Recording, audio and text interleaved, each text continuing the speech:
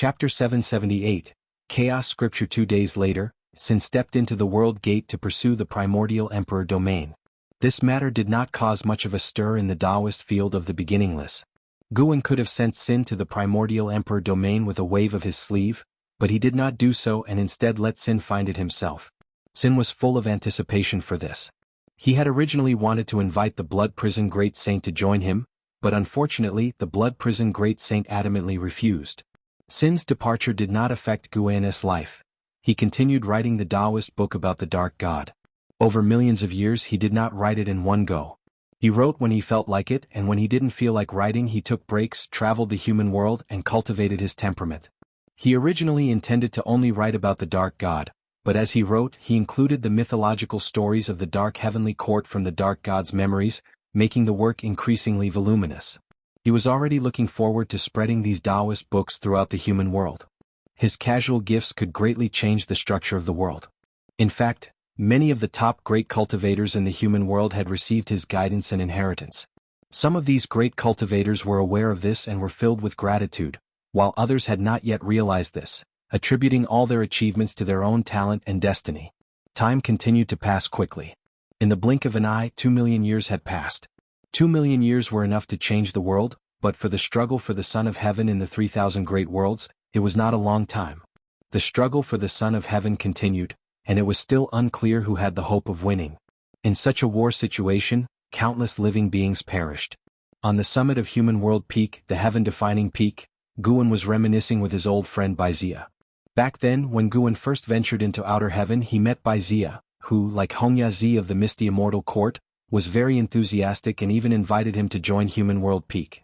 Before becoming invincible in the celestial spirit great world, Human World Peak had given Guan much help. Being nostalgic, he never severed ties with Human World Peak. Human World Peak did not know that he was the supporting Tao Sword Venerable, which made his stay very pleasant. For the past hundreds of thousands of years, Baizia had roamed outer heaven and gained much. Now he was already a divine thought true immortal, capable of protecting himself in the outer void. As a living being from before the world was reshaped, his talent couldn't compare to today's geniuses, but he still grasped the world's opportunities, advancing rapidly in cultivation. Before the world was reshaped, with his talent, reaching the level of a divine thought true immortal would have taken much more than millions of years. That senior told me that other great thousand worlds are in unprecedented turmoil, with battles everywhere. Even beings beyond free immortals are like cannon fodder in such wars. Baizia sighed, having learned about the struggle for the Son of Heaven from a cultivator he befriended in the outer void, who had escaped from another great thousand world. Of course, he hadn't yet encountered the struggle for the Son of Heaven himself. He had only heard about the chaos it caused. Guan listened intently, feigning curiosity. Baizia, coming back to his senses, looked at Guan curiously and asked, "Fellow Taoist Meng, even though we've known each other for over 10 million years, I still don't know your true cultivation level and origin. Could you be from another great thousand world, having long foreseen today's catastrophe, and thus stayed in this human world?" Though they hadn't been very familiar, Baizia trusted Guan because Guan had been very responsible for heaven-defining peak, helping it rise to prominence, earning a great reputation. Guan shook his head and laughed, "I'm not as formidable as you think. My cultivation is just one great realm higher than yours. I have no enemies and nothing to avoid. It's just my nature. I'm not fond of conflict, and life at Human World Peak is pleasant to me." "Is that so?" Baizia was half believing, half doubting. Guan took out a blue-covered book from his sleeve and said, "I obtained this book during my travels overseas. It was given to me by a cultivator who called himself the Immortal Seeker Taoist. He said I would meet someone who was destined for this book. I've studied it for a long time and haven't found any clues. Why don't you take it and try?" Baizia accepted the book, looked at the cover and read aloud, "Chaos Scripture?" Just the name sounded extraordinary. He immediately opened it to look inside and quickly frowned. He looked up at Guan and asked, "Why does this seem like a story rather than a cultivation technique or divine skill?" "Indeed, I found it puzzling as well. Anyway, I've remembered the stories inside, so I'll give you this book. If you also can't make sense of it, you can pass it on to someone else in the future." Guan replied.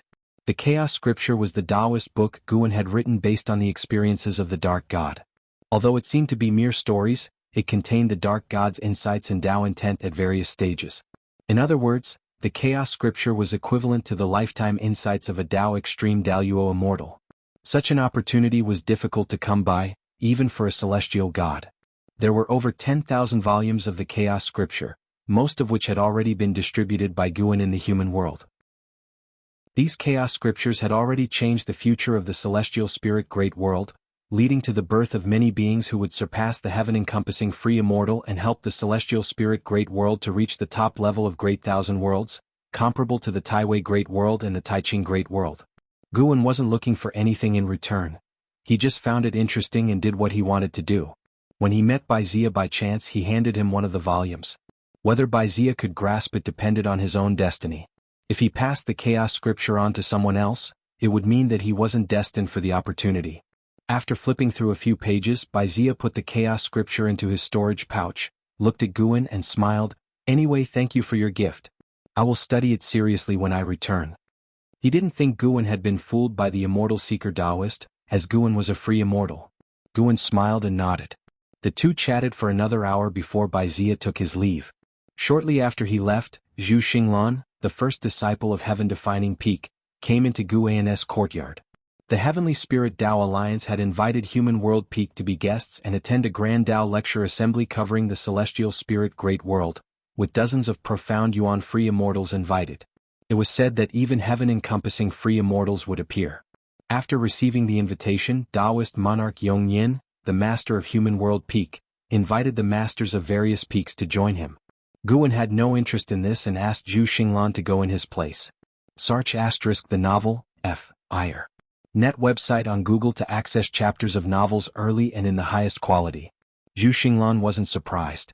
Guan had refused many such opportunities, silently wondering if his master even took heaven-encompassing free immortals seriously.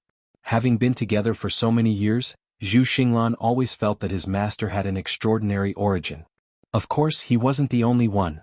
Taoist monarch Yongyin thought the same, which was why they tried hard to win Guan over, afraid he might leave. But they never connected Guan to the supporting Tao Sword Venerable, as everyone knew the supporting Tao Sword Venerable was in seclusion at the Taoist field of the beginningless. Little did they know they had once suspected this, but Guan had erased their thoughts through invisible means and they hadn't even noticed. After Zhu Xinglan left, Guan did not leave heaven-defining peak and began to gaze at the celestial vault. "Son of Heaven, I hope you have some sense." Guan thought silently, seeing a son of heaven heading towards the celestial spirit great world.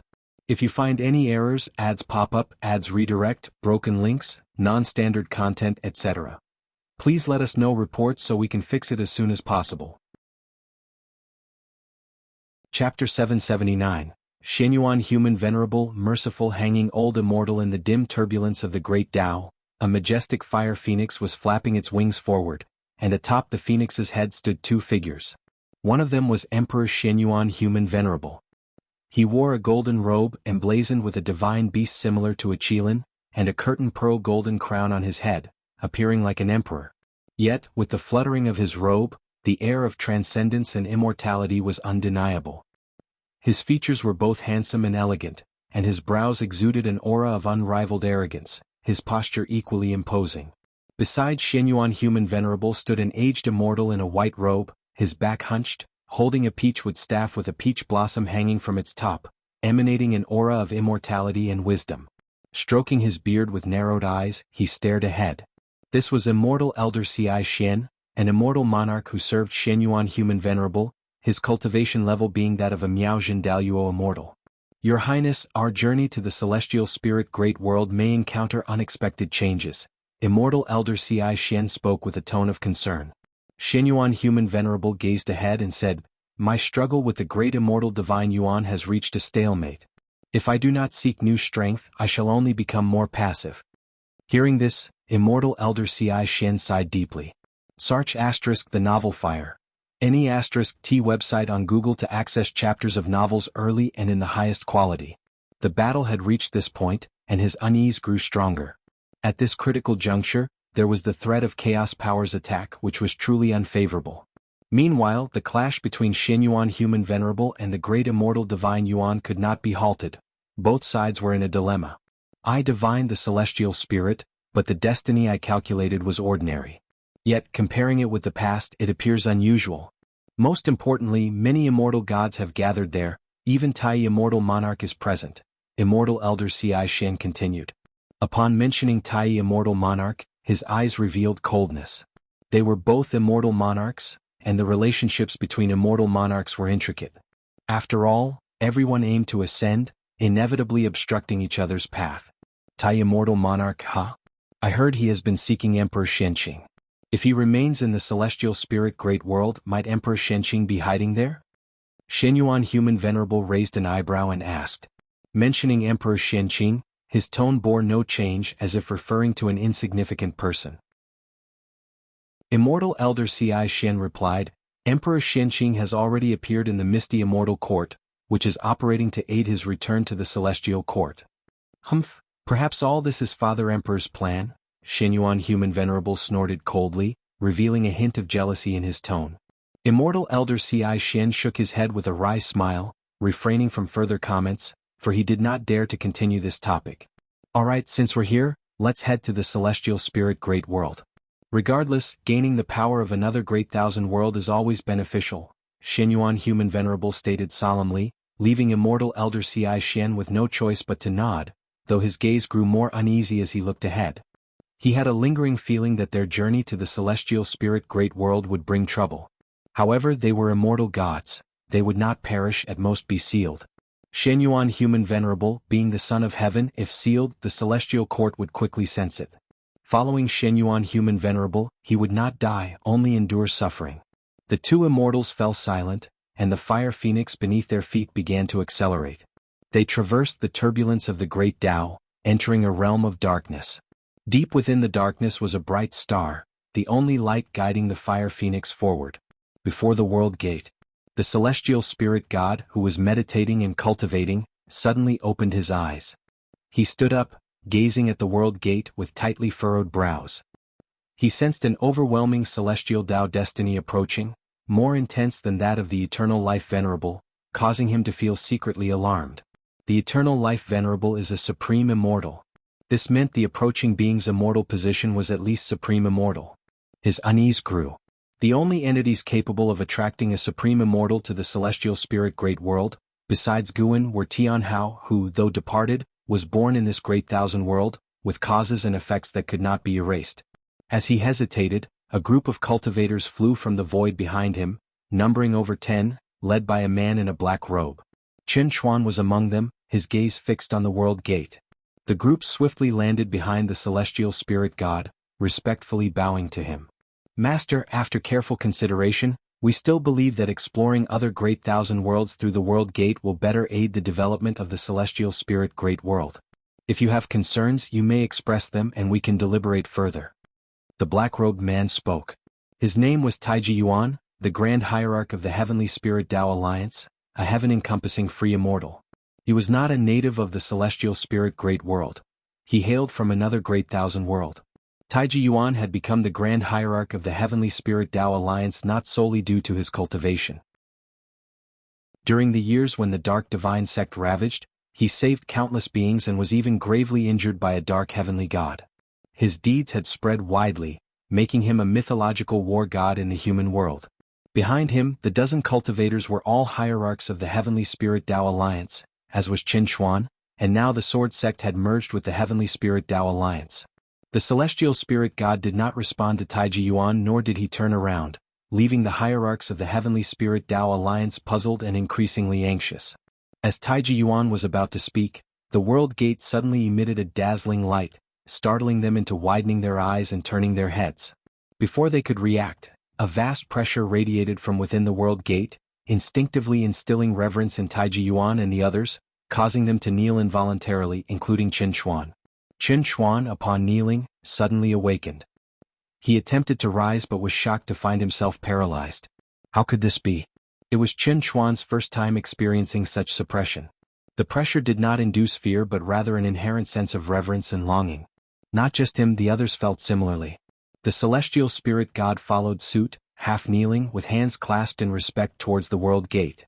A screech sounded from within the world gate, followed by a surge of fiery flames, immersing Taiji Yuan and the others in an inferno, rendering them unable to escape, only to watch anxiously. Amid the raging flames, Two figures emerged from the radiant celestial Tao light, precisely Shenyuan Human Venerable and Immortal Elder Ci Xian. Seeing the two immortal gods, Taiji Yuan, Qin Chuan, and the others lowered their heads, unable to gaze upon the true forms of the immortal gods. At this moment, even their divine senses could not extend outward, filling them with awe from the depths of their souls. Who were these two? How could they evoke such an inconceivable response? Could it be they were also immortal gods? The voice of the celestial spirit god followed. Celestial spirit god greets your highness and immortal monarch. May I ask the reason for your highness' visit? Your highness? If the Son of Heaven addressed him as your highness, he was surely an immortal, with a status far superior to that of a celestial god. Qin Chuan pondered deep within, feeling uneasy. He wondered if the arrival of this immortal god would bring trouble to the celestial spirit great world. Celestial spirit god, right? I heard Ziwei Immortal mention you, Shenyuan Human Venerable's voice echoed, indifferent in tone. The celestial spirit god remained silent. Shenyuan Human Venerable continued, I have come to the celestial spirit great world merely to observe. No need to overthink or follow. If you find any errors, ads pop up, ads redirect, broken links, non-standard content, etc. Please let us know reports so we can fix it as soon as possible. Chapter 780, Immortal Monarch Ambition. Hearing the words of Shenyuan Human Venerable, the celestial spirit god felt a sudden jolt in his heart. He could confirm that Shenyuan Human Venerable had come for Guan. Although he had been serving Guan, he did not know much about him. So powerful, yet not belonging to the celestial court. It was hard for the celestial spirit god to dismiss the possibility that Guan had a grudge against the celestial court. The Son of Heaven was different from other immortal gods. If the Son of Heaven was suppressed, it would be absolutely impossible for the celestial court to remain unaware for millions of years, like with Tai Immortal Monarch and the 72 immortals of Jin Dong. This is big trouble. The celestial spirit god's mind was in turmoil, but Shenyuan Human Venerable said no more, brushing past him. The celestial spirit god raised his head, his gaze meeting that of the old immortal Zixuan. He was so scared that he quickly lowered his head. The old immortal Zixuan cast a meaningful glance at the celestial spirit god, then silently followed Shenyuan Human Venerable. Taiji Yuan, Qin Chuan, and the others still could not raise their heads. When Shenyuan Human Venerable and the old immortal Zixuan passed by, their chi blood almost solidified and even their souls trembled. At that moment they felt an extreme agony, with every breath seeming as long as the 4 seasons. Only when the auras of Shenyuan Human Venerable and the old immortal Zixuan completely vanished did Taiji Yuan and the others feel relieved. They stood up, turned around but could no longer see the figures of Shenyuan Human Venerable and the old immortal Zixuan. Taiji Yuan looked at the celestial spirit god, who had his back to them, and asked, Celestial god, who were those two just now? The celestial spirit god turned around, looking at them expressionlessly, and said, Do not inquire. This is a great cause and effect that you cannot entangle yourselves with. As for your request, I approve, but the quota is limited. Only 100 places every century. Handle it yourselves. Hearing this, Taiji Yuan was overjoyed. He immediately bowed to the celestial spirit god and then took his leave. Qin Chuan and the others followed suit, quickly catching up with Taiji Yuan. The celestial spirit god stood still, watching them leave. At this moment, his heart was in great torment. He wanted to go and inform, but he knew that if he dared to leave the world gate, Shenyuan Human Venerable and the old immortal Zixuan would surely notice. However, on second thought, with Guan's cultivation level, he would surely be aware of the arrival of these two immortal gods. His gaze fell upon the celestial spirit great world, which appeared so peaceful. The cause and effect and destiny of heaven and earth showed no changes, everything seemed so eerie. Sar the Ovalfire. Net website on Google to access chapters of novels early and in the highest quality. The celestial spirit god sighed and then sat down to meditate. Meanwhile, in a group of pavilions among the mountains of the human world, Tai Immortal Monarch appeared out of thin air. The purple dragon star monarch followed, appearing by his side. This aura cannot be mistaken, the Son of Heaven has arrived. The purple dragon star monarch said solemnly, his face grim. Tai Immortal Monarch's eyes flickered but remained silent. The purple dragon star monarch looked at him and asked, Don't we need to go see him? Not seeing the Son of Heaven will surely bring great trouble. Tai Immortal Monarch replied, We can't go. Whether he's asking about the Emperor Shenqing or our Lord, it's not good to answer. He probably isn't here for us. Let's wait and see. He thought of Guan and his heart immediately settled down. Intuition told him that Guan's cultivation level and origins were unfathomable. Even if he did not belong to the celestial court, he definitely had enormous influence there. Otherwise, how could he dare to accept the Emperor Shenqing as a disciple? With Guan's cultivation level, it was impossible not to see through the cause and effect of the Son of Heaven. After seeing through it, he still dared to take the Son of Heaven as a disciple. There was certainly more to it. Tai Immortal Monarch was very ambitious and bold. He thought of many possibilities and decided to take a gamble. After the Dark God was destroyed, he was even more convinced of this. He thought Shenyuan Human Venerable would suffer a great loss on this trip. That's why he dared not to meet Shenyuan Human Venerable. Of course, on this matter he would not explain thoroughly to the Purple Dragon Star Monarch. Although the 72 immortals of Jindong were under his command, he still retained his own heart-eye. At the very least, ambition should not be displayed. Although the Purple Dragon Star Monarch had concerns, he had been following Tai Immortal Monarch for many years and had developed a habit of trust. He nodded and then turned to leave. Tai Immortal Monarch looked up at the celestial vault. He had a premonition that this contest for the Son of Heaven would be different from the past, more interesting, more dangerous, and also more opportunistic. In the next few days, the celestial spirit great world remained peaceful. The arrival of Shenyuan Human Venerable and the old immortal Zixuan did not stir up any waves. They first traveled in the human world, then flew to the Nine-Spirit Continent. The Nine-Spirit Continent had become a dojo, unable to be deduced, unable to be perceived, but because of the legends, the direction was known to the world. It was not difficult for the two immortal gods to find the Nine-Spirit Continent. This day at noon. Over the ocean, Shenyuan Human Venerable and the old immortal Zixuan traveled on clouds. They had changed their robes but still could not conceal their immortal aura. A bright red bird was perched on Shenyuan Human Venerable's shoulder, nodding its head. This continent is indeed strange. The old immortal Zixuan lamented. Even though he could see the spirit mist shrouding the Nine-Spirit Continent, he still could not peer into the situation within. The existence that opened this dojo had a cultivation level far higher than his. Shenyuan Human Venerable remained expressionless, saying nothing. The two immortals quickly flew into the spirit mist, entering the Nine-Spirit Continent. Passing through the rolling mist, a surge of majestic and fresh spiritual energy greeted them, causing Shenyuan Human Venerable to lose his composure, and the old immortal Zixuan's face changed drastically. Such robust Dao intent, the other party is at least a Dao Extreme Daluo Immortal, perhaps even beyond Daluo Immortal. The old immortal Zixuan immediately made a judgment. Although his cultivation level was merely Miaozhen Daluo Immortal, he had lived long, and with his status as an immortal god, he had even dealt with some Dao Extreme Daluo Immortals who did not belong to the celestial court. He had some understanding of Shenqi primordial immortals. Shenyuan Human Venerable smiled and said, "This trip was not in vain. Do not lose decorum from now on." Hearing this, the old immortal Zixuan also smiled. He was afraid that Shenyuan Human Venerable would clash directly with the other party. Since Shenyuan Human Venerable came seeking more assistance, it would be best not to create conflict. Even if the discussions failed, they should not become enemies. Suddenly, a figure flew toward them. It was an Xan. Seeing an Xan, both Shenyuan Human Venerable and the old immortal Zixuan were surprised. This woman's cultivation level was very low, yet she could detect them immediately.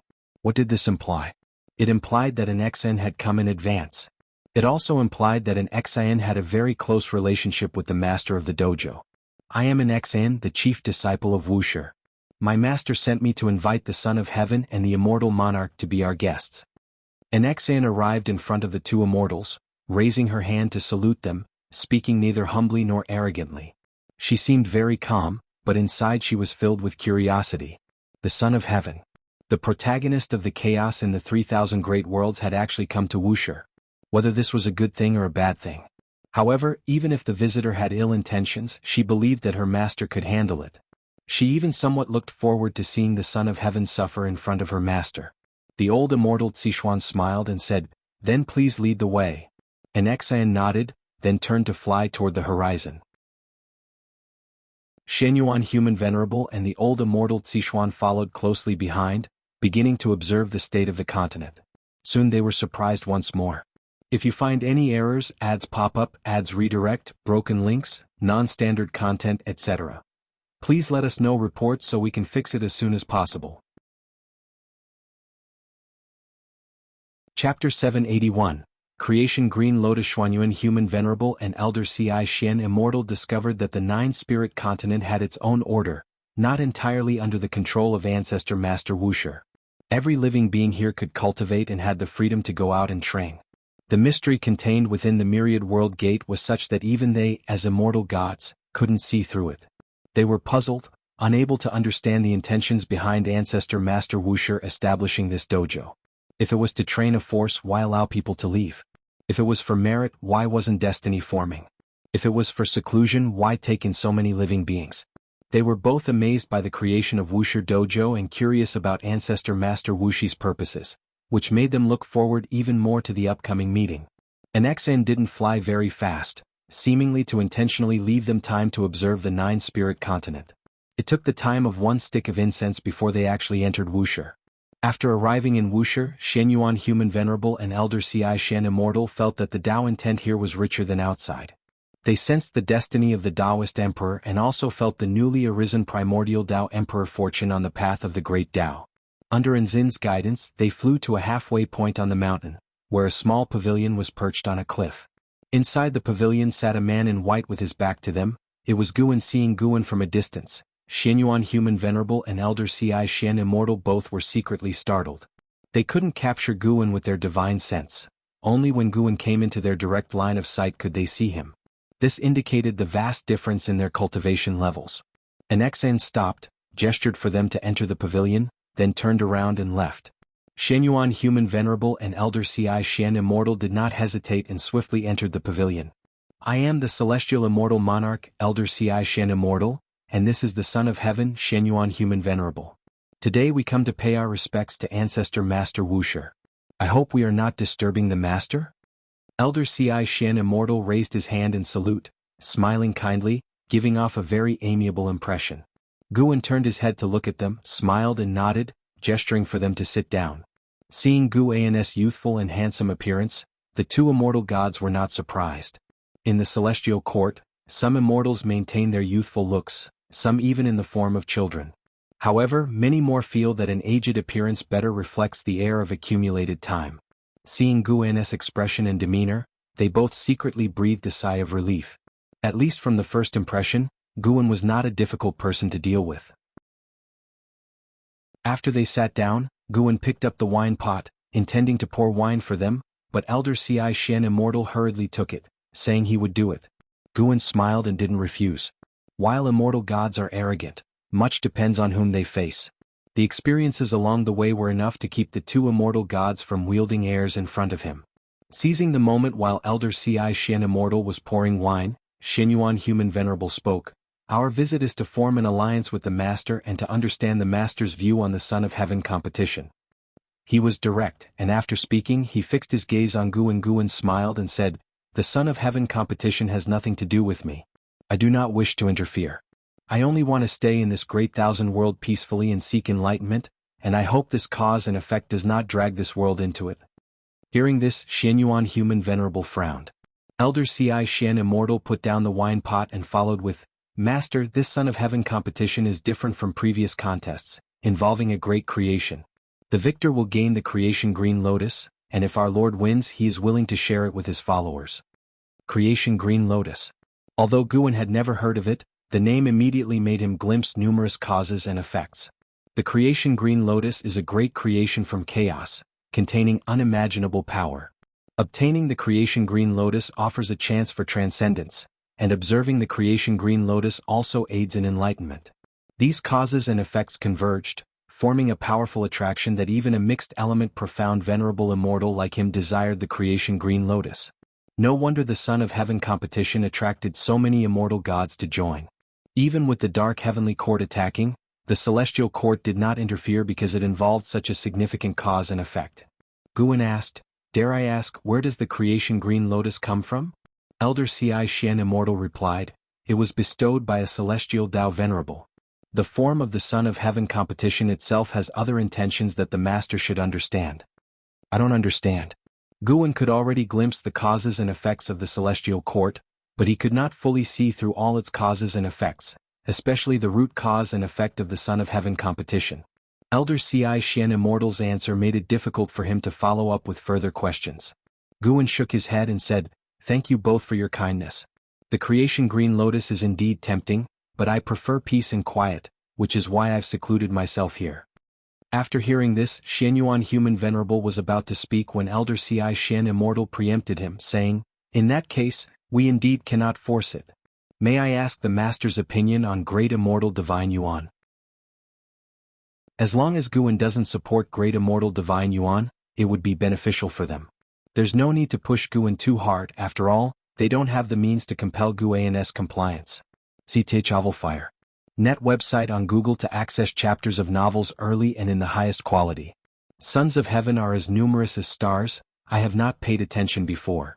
Guan's answer disappointed Elder Ci Xian Immortal, but he still followed Guan's words and began to introduce the background of Great Immortal Divine Yuan. Great Immortal Divine Yuan was born during the Celestial Emperor's reincarnation. His mother was from the Spirit Clan. The so-called Spirit Clan, unlike other living beings, was conceived from the lifeless existence of heaven and earth, such as sea of clouds, auroras and green smoke. Such entities only develop spiritual intelligence if they encounter the great Tao, and once born their comprehension of the Tao exceeds that of other races. After completing reincarnation, the Celestial Emperor brought Great Immortal Divine Yuan back to the Celestial Court and canonized him as a son of heaven. Before entering the Celestial Court, Great Immortal Divine Yuan was already 100,000 years old, enduring many hardships. The Celestial Emperor, feeling some sense of guilt, favored him greatly, allowing him to quickly grow into a son of heaven comparable to Xianyuan Human Venerable. Unlike Great Immortal Divine Yuan, Xianyuan Human Venerable was born in the Celestial Court. His mother was a ruler of a realm. He had a distinguished birth, but to satisfy the Celestial Emperor, he underwent reincarnation in the human world. The so-called Human Venerable refers to his achievements. Every time he reincarnated, he unified the human race and led various worlds' human race to prosperity. He faced failures and successes, and after countless reincarnations, he earned the title of Xianyuan Human Venerable. This Son of Heaven competition was initiated by Great Immortal Divine Yuan challenging Xianyuan Human Venerable, which Xianyuan Human Venerable found offensive, arousing the indignation of his supporting immortal gods. Great Immortal Divine Yuan has no achievements, relying on His Majesty's favoritism to initiate the Son of Heaven competition. He believes he can gain the Celestial Tao Venerable's recognition, but he underestimates the complexity. Elder Ci Xian Immortal said seriously. These words pleased Xianyuan Human Venerable, and he slightly lifted his chin. Guan suddenly asked, "Since Great Immortal Divine Yuan has the Celestial Emperor's favor, how do you have confidence in facing this challenge? Even if you win, will he really lose?" Upon hearing this, Xianyuan Human Venerable's face turned grim. Elder Ci Xian Immortal's expression also became somewhat awkward. He followed up, "His Majesty is currently in seclusion.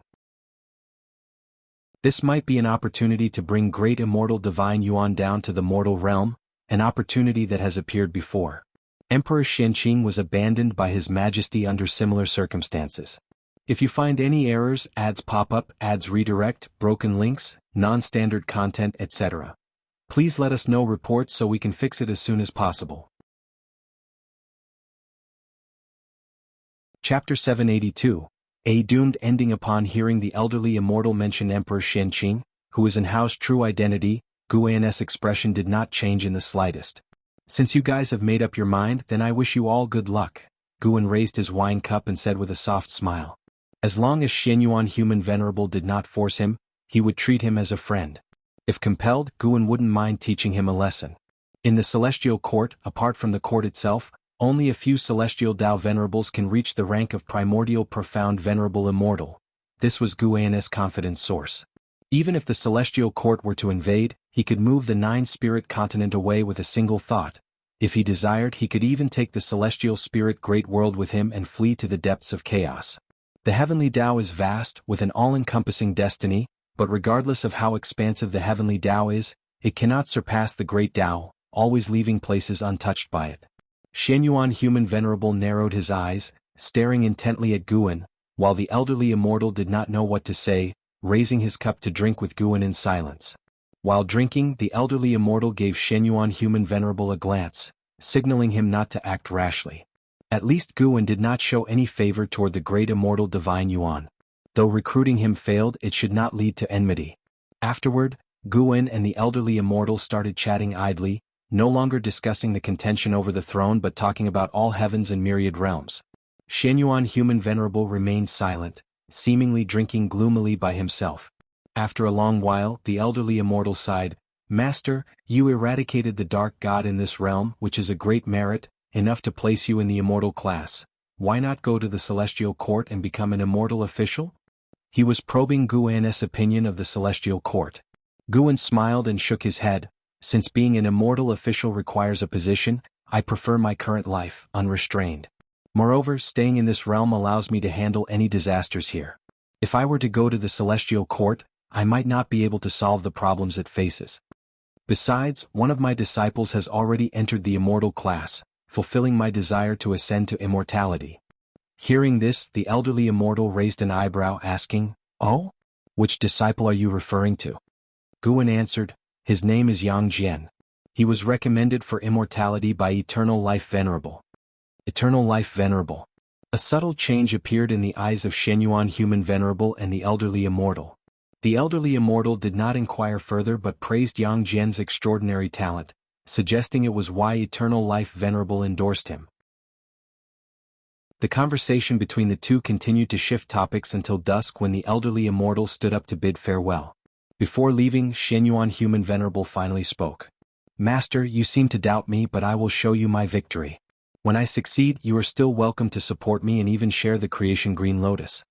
Shenyuan Human Venerable stared at Guwen, his gaze burning with unwavering confidence, brimming with an air of unchallengeable dominance. Guwen smiled, "Thank you, Your Highness, I will wait to see you laugh last." Shenyuan Human Venerable's mouth curved upward, and he departed with the elderly immortal. Guwen stood up, turned to look at the distant celestial vault, watching them leave. Under his gaze, the fate of the struggle for the throne had already changed. From beginning to end, Shenyuan Human Venerable and the elderly immortal did not harbor hostility towards Guwen, nor did they become causal enemies, which explained Guwen's favorable attitude. In truth, compared to the great immortal divine Yuan, Guwen hoped more for Shenyuan Human Venerable to win because the great immortal divine Yuan fabricated demon god bodies and mobilized the Mo Luo clan for battle.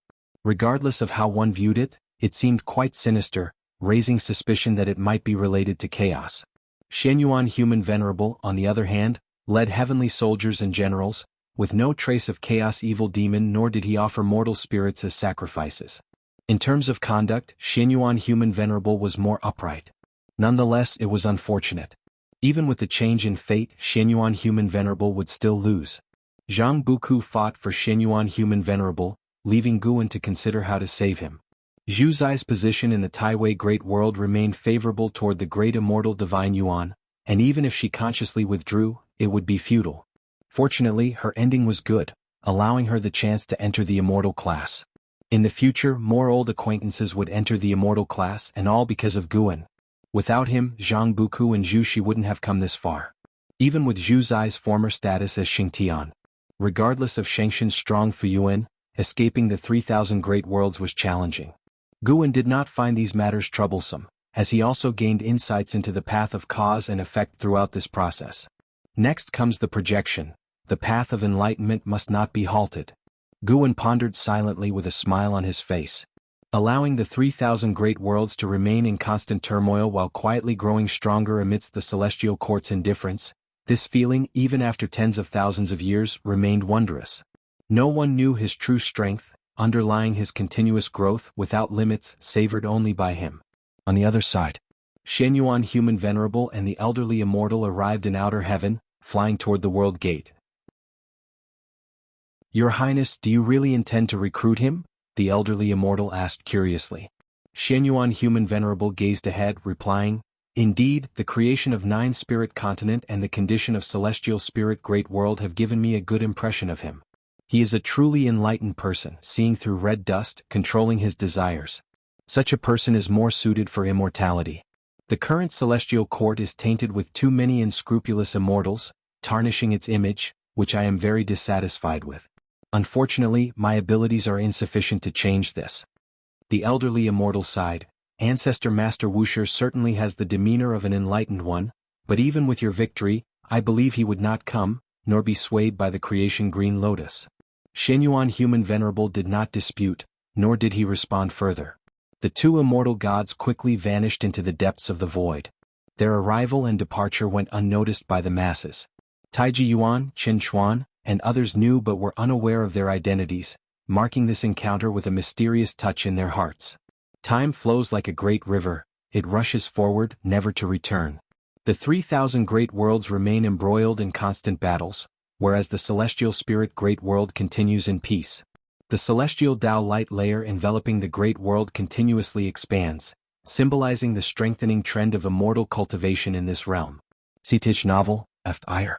Net website on Google to access chapters of novels early and in the highest quality. Besides the celestial spirit great world, many other planes remain peaceful, even silent. For instance, the river of Great Tao, where each of the 3,000 great Tao has its own river, existing independently from the worlds, only discovered through enlightenment. In the darkness, the river of destiny radiates seven-colored glow, dazzlingly beautiful, threads of Tao Qi traversing its surface. Deep within the river of destiny, a figure emitting silver light was seated in meditation. Suddenly he opened his eyes, revealing a pair of cold eyes with countless stars subtly flickering within. He was Lu Qiuxian, trapped in the river of destiny. Lu Qiuxian slowly spoke, "You're here again. Do you think you have the strength to defeat me now? If you find any errors, ads pop up, ads redirect, broken links, non-standard content, etc. Please let us know reports so we can fix it as soon as possible." Chapter 783, Eternal Tao Extreme. As Lu Qiuxian's voice fell, a figure slowly emerged from the mist of the great Tao ahead. This figure was extremely tall and imposing, towering over Lu Qiuxian like a mountain. From its shape, it seemed to be draped in a large robe, the embroidered robe fluttering like blazing flames. "Lu Qiuxian, your will has already become an obsession that limits you." A voice echoed from the mist of the great Tao, loud and reverberating without end. Lu Qiuxian looked at the figure and asked, "What? Joining the Eternal Tao Extreme will rid me of this obsession?" The Eternal Tao Extreme is the future, the belonging of the great Tao. It's your only path. If you refuse to submit, how will you find your reincarnated father while you stay in the river of destiny? Upon hearing this, a cold gleam flashed in Lu Qiuxian's eyes. At this moment, the majestic figure stepped out from the mist of the great Tao. It was a burly man dressed in a dark red robe, his black hair flowing freely, his face stern and his gaze oppressive. Standing at the edge of the great Tao mist, he resembled an embodiment of darkness, oppressive and terrifying. Facing his gaze, Lu Qiuxian's expression did not change. He slowly stood up, and a powerful aura erupted from within him. "Emperor Juin, let me see if you can escape from my grasp again." As soon as Lu Qiuxian spoke, thousands of sword qi burst forth, dispersing the surrounding mist of the great Tao. However, a protective shield appeared around Emperor Juin, blocking the sword qi attacking from all directions, and the residual sword qi in the air seemed to shatter the space around him. Seeing Emperor Juin easily deflect his attack, a change flickered in Lu Qiuxian's eyes. He could sense that Emperor Juin had already transformed, making him feel unfathomable. It seems a fierce battle awaits. 50,000 years had passed in the human world since the departure of Shenyuan Human Venerable and Elder Zixuan. The number of free immortals in the celestial spirit great world increased by nearly 30%, with more Taoist Zhangzizai immortals and profound Yuan free immortals. While no new heaven-encompassing free immortals had been born, it was close. On this day, on a mountaintop in the Taoist field of the beginningless, Guan stood at the peak, gazing into outer heaven. He witnessed a world-shattering battle in the River of Destiny, where Lu Qiuxian and Emperor Jiuyin battled for days before Lu Qiuxian was captured by Emperor Jiuyin. As Emperor Jiuyin left along the River of Destiny, Guan saw a path he had never discovered before. This path was magical, leading to the 3,000 Great Tao River. It did not always exist, appearing intermittently and hard to capture. Following this path to its end, Guan's vision was blocked by a layer of dense destiny, making him feel as if he was facing the celestial court. Could such a powerful force really hide within the Great Tao? From Guan's perspective of Tao practice, the end of this path did not belong to chaos or the heavenly Tao but existed independently, extremely complex. Just as Emperor Jiuyin was about to fly into the temporal brilliance at the end of the path, Guan took a step, crossing countless universes and arriving behind Emperor Jiuyin along the River of Destiny. A hand landed on Emperor Jiyan's shoulder, forcing him to stop. His eyes widened as he instinctively turned to see Guan from the corner of his eye. Emperor Jiyan's figure was 10,000 feet tall, but Guan did not seem small behind him. Guan's body shone with silver light, just like Lu Qiuxian. Even so close, Emperor Jiyan could not clearly see his true form. "Who are you?" Emperor Jiyan asked in a deep voice. However, Guan did not answer him. An extremely terrifying divine sense burst into his mind, blanking his consciousness and scattering his gaze. While performing a soul search, Guan seized the white jade gourd from his hand. The gourd contained many beings, with Lu Qiuxian just one of them, all of whom roamed the river of the Great Tao. Suddenly, Guan's divine sense encountered a powerful resistance, abruptly destroying Emperor Jiyan's soul and obliterating his life force, preventing Guan from extracting his lifespan. He withdrew his divine sense, watching Emperor Jiyan turn to ashes before him. He looked ahead at the temporal brilliance, feeling apprehensive. Sir, the novel Fire. Net ** website on Google to access chapters of novels early and in the highest quality. The Eternal Tao Extreme is truly extraordinary. At 10,000 feet tall, he appeared tiny before the temporal brilliance, like a grain of sand. He took a deep look ahead and then turned, stepping along the river of destiny and disappearing within a few steps. Not long after he left, the temporal brilliance began to shrink until it disappeared. Guan arrived at the place where Lu Qiuxian used to meditate and opened the white jade gourd, releasing Lu Qiuxian first. A silver light flew out from the gourd's mouth, landing in front of Guan and manifesting into Lu Qiuxian's figure. Lu Qiuxian opened his eyes, stunned upon seeing Guan. He had never met Guan, but for some reason he felt a sense of familiarity. He had once talked to Guan while standing in the River of Destiny and during his time in the Celestial Spirit Great World. At that time, Guan was still weak, merely piquing his curiosity. Now, standing before Lu Qiuxian, Guan's true form was indiscernible to him, filling Lu Qiuxian with caution. Guan tossed the white jade gourd in his hand to Lu Qiuxian and said, "The Eternal Tao Extreme will come again. I can give you a chance to break free from the River of Destiny." He had long wanted to help Lu Qiuxian, once making the primordial crystal, symbolizing the primordial Tao Emperor, appear before him. Unfortunately, Lu Qiuxian did not care at all. Lu Qiuxian did not respond but instead asked, "Who are you and why do you want to help me? Is it important?" "Of course it's important." Lu Qiuxian's words rendered Guan silent. He had thought of saying he was a friend of Lu Han, but Lu Han died early, having no chance to meet such a powerful being. No matter how much a friendship might mature, such an answer was unconvincing.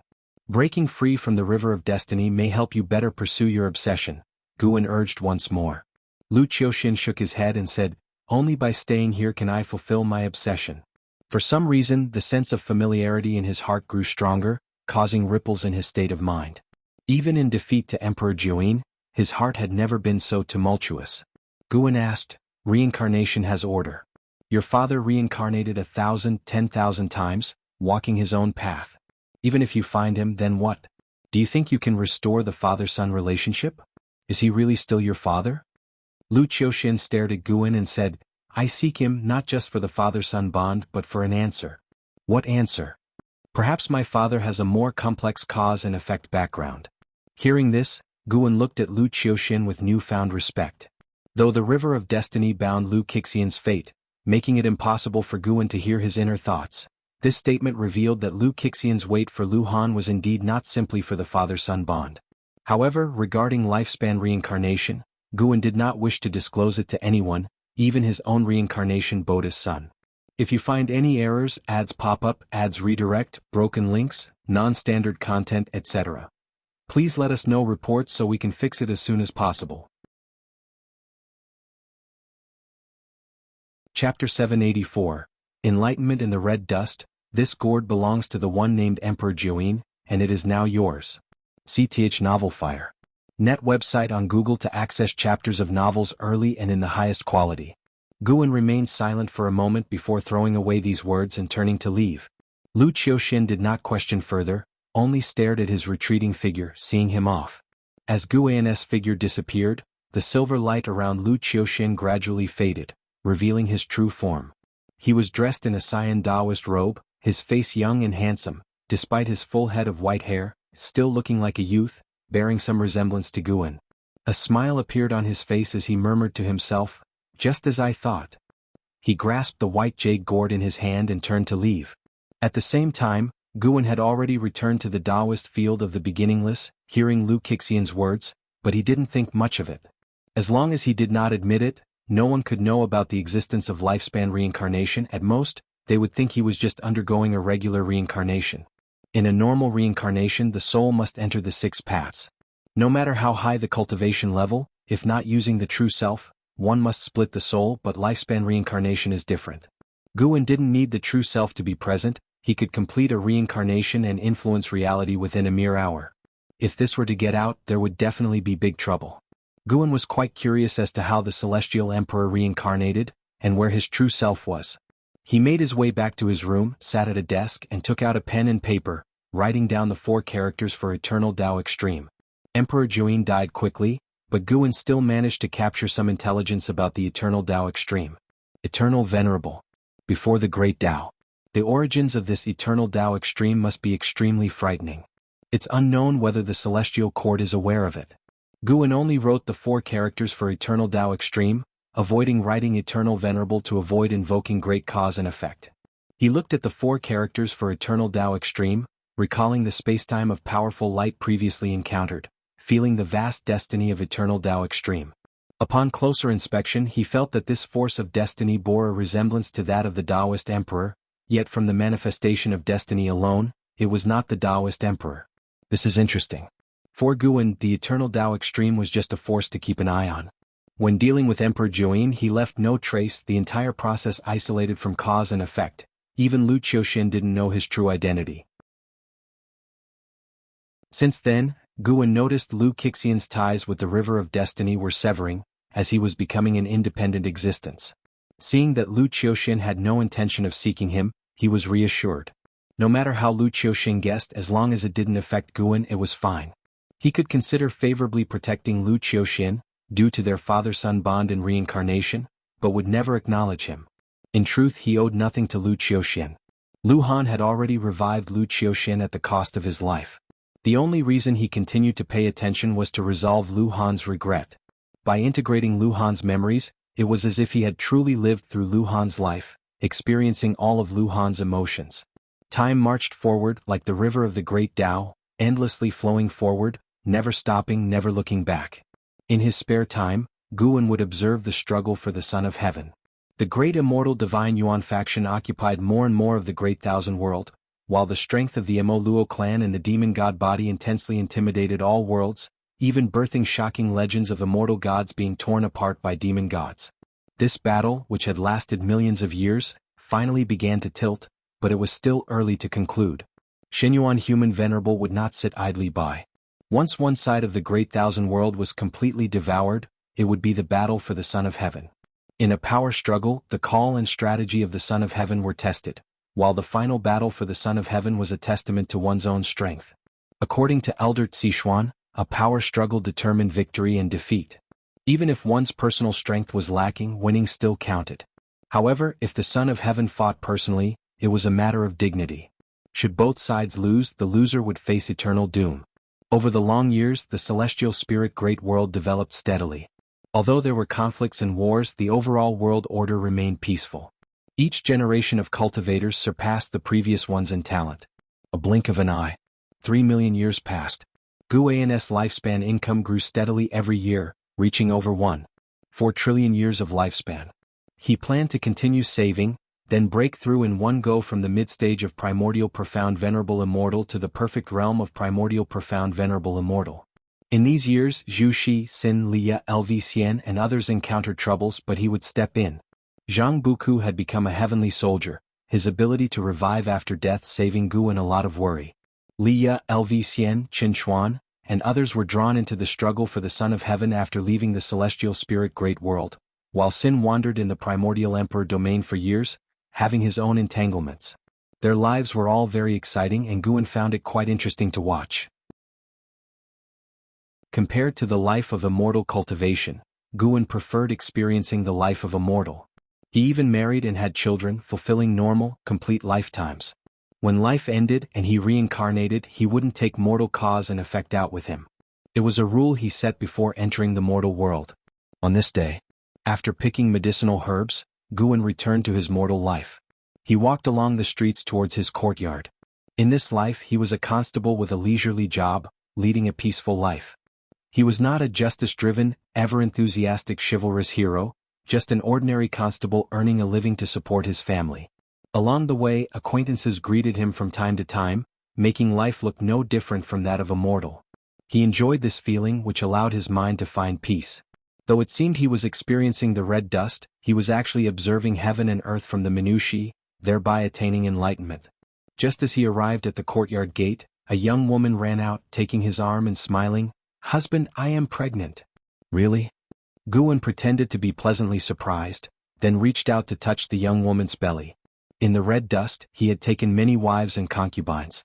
Cause and effect could dissipate in reincarnation, but as he experienced the red dust with his true body, it wasn't suitable for him to leave bloodlines. After all, the cause and effect of bloodlines could continue. Therefore, each lifetime's children were new souls created by the path of creation. Creating the souls of mortal spirits was not difficult for Guan now.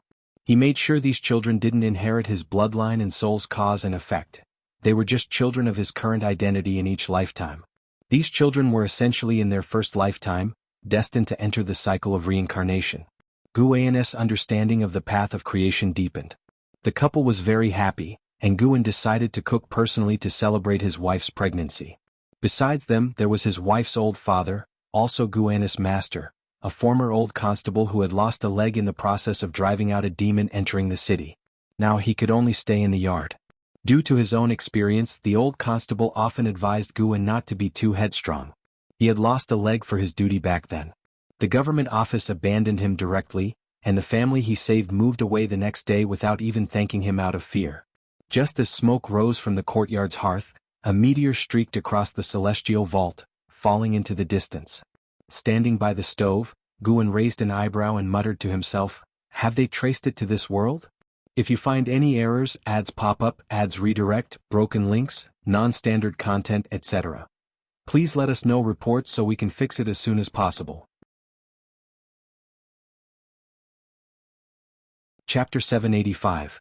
Emperor Ziwei. The vast blue sky was magnificent, and a meteor wreathed in flames streaked across the celestial vault, hurtling towards the earth. It swept past mountain peaks along its path, crashing into the mountains, causing the entire ground to quake. Mushroom cloud-like plumes of dust surged upward, rocks flew wildly, and trees were swept away like dust to distant lands. The terrifying impact destroyed everything in its wake. The heavens and earth roared, the tumult continuing for a long time. As the waves of dust settled, a figure slowly emerged from the billowing dust. It was a man dressed in purple robes, walking amidst the ruins, his hair flowing, revealing a handsome face. His brows and eyes were cold and proud, with a slender purple line on his forehead, making him appear otherworldly, as though an immortal god had descended to the mortal world. Even the dust couldn't conceal the glow of his purple jade crown. The man in purple clothes walked forward while gazing into the distance, muttering to himself, "The changes in this world are truly vast." Before he could go far, a figure appeared in the midair ahead. It was none other than Tai Immortal Monarch. Sar the Ovalfire. Net website on Google to access chapters of novels early and in the highest quality. Tai Immortal Monarch looked at the man in purple from afar, raised his hand in greeting and asked, "Emperor Ziwei, long time no see. I wonder what brings you to this world?" The man addressed as Emperor Ziwei smiled and replied, "Tai Immortal Monarch, does this realm fall under your jurisdiction now? Though it is not under my control, you didn't enter through the proper world gate and chose to cross through the celestial Tao light layer. That might violate the celestial rules." Tai Immortal Monarch stared at Emperor Ziwei with a meaningful expression. Emperor Ziwei maintained his smile. "I have yet to do anything. How have I offended the celestial rules? On the contrary, you, having stayed in this realm for so many years, isn't that neglecting your duty?" The two celestial beings were at odds. The winds and waves seemed to freeze, and as their gazes locked, neither showed any fear. After a long silence, Tai Immortal Monarch broke the stillness. "If you do not explain your presence, then I must stop you. Once we clash, our cultivation levels will alert the celestial court, and none of us will benefit. You know this, yet you still wish to impede me? We should each go our own way, shouldn't we?" Emperor Ziwei sneered coldly as he spoke. He raised his right hand, a purple light burst forth from his palm, and a purple jade staff appeared in his grip. This action already conveyed his stance. Tai Immortal Monarch did not expect Emperor Ziwei to be so unyielding, which made things difficult for him. At this moment, Emperor Ziwei's expression changed drastically, a horrifying killing intent enveloped him, solidifying the mana within his body. He felt he might be annihilated at any moment. Even though he could resurrect, facing such killing intent still made him tremble. He quickly drew the purple jade staff back into his body, and as he retracted the magical treasure, the terrifying killing intent vanished, allowing him to breathe a sigh of relief. Tai Immortal Monarch didn't know what Emperor Ziwei had experienced. He didn't feel the killing intent, but he could sense the change in Emperor Ziwei's aura. Right, no need to escalate this. Since the Immortal Monarch wishes to guard this realm, I should not further disturb you. Emperor Ziwei smiled again, bowed to Tai Immortal Monarch and then turned to leave. As he lifted his right foot, he disappeared from sight. Tai Immortal Monarch sensed Emperor Ziwei entering the celestial Tao light layer toward outer heaven. Emperor Ziwei's departure seemed even quicker than his arrival. Tai Immortal Monarch mused, immediately thinking of Guan, and couldn't help but shake his head with a chuckle. He bowed in the direction of Nine Spirit Continent, and then turned to leave. Meanwhile, Guan, still in the mortal world, watched Emperor Ziwei's departure. Emperor Ziwei, this immortal god, was inextricably linked to Enhao's birth. Back then, Celestial Spirit Immortal Venerable stole the World Punishment Tao Pearl from Ziwei Immortal Palace, and within that pearl was Enhao's original divine soul. Which means, this immortal has connections with Emperor Xianqing and Eternal Life Venerable, likely in the same faction. However, Emperor Ziwei carried the aura of Eternal Tao Extreme. Guan was certain he did not come for Enhao, but for something else. Fortunately, Emperor Ziwei had not become his mortal enemy, perhaps due to their vast difference in cultivation. Emperor Ziwei dared not show disrespect toward him. Or maybe, could it be that Emperor Ziwei's joining of the Eternal Tao Extreme was orchestrated by the Celestial Court? Guan wondered as he cooked. Having no grievance with the Eternal Tao Extreme, there was no need to make enemies prematurely.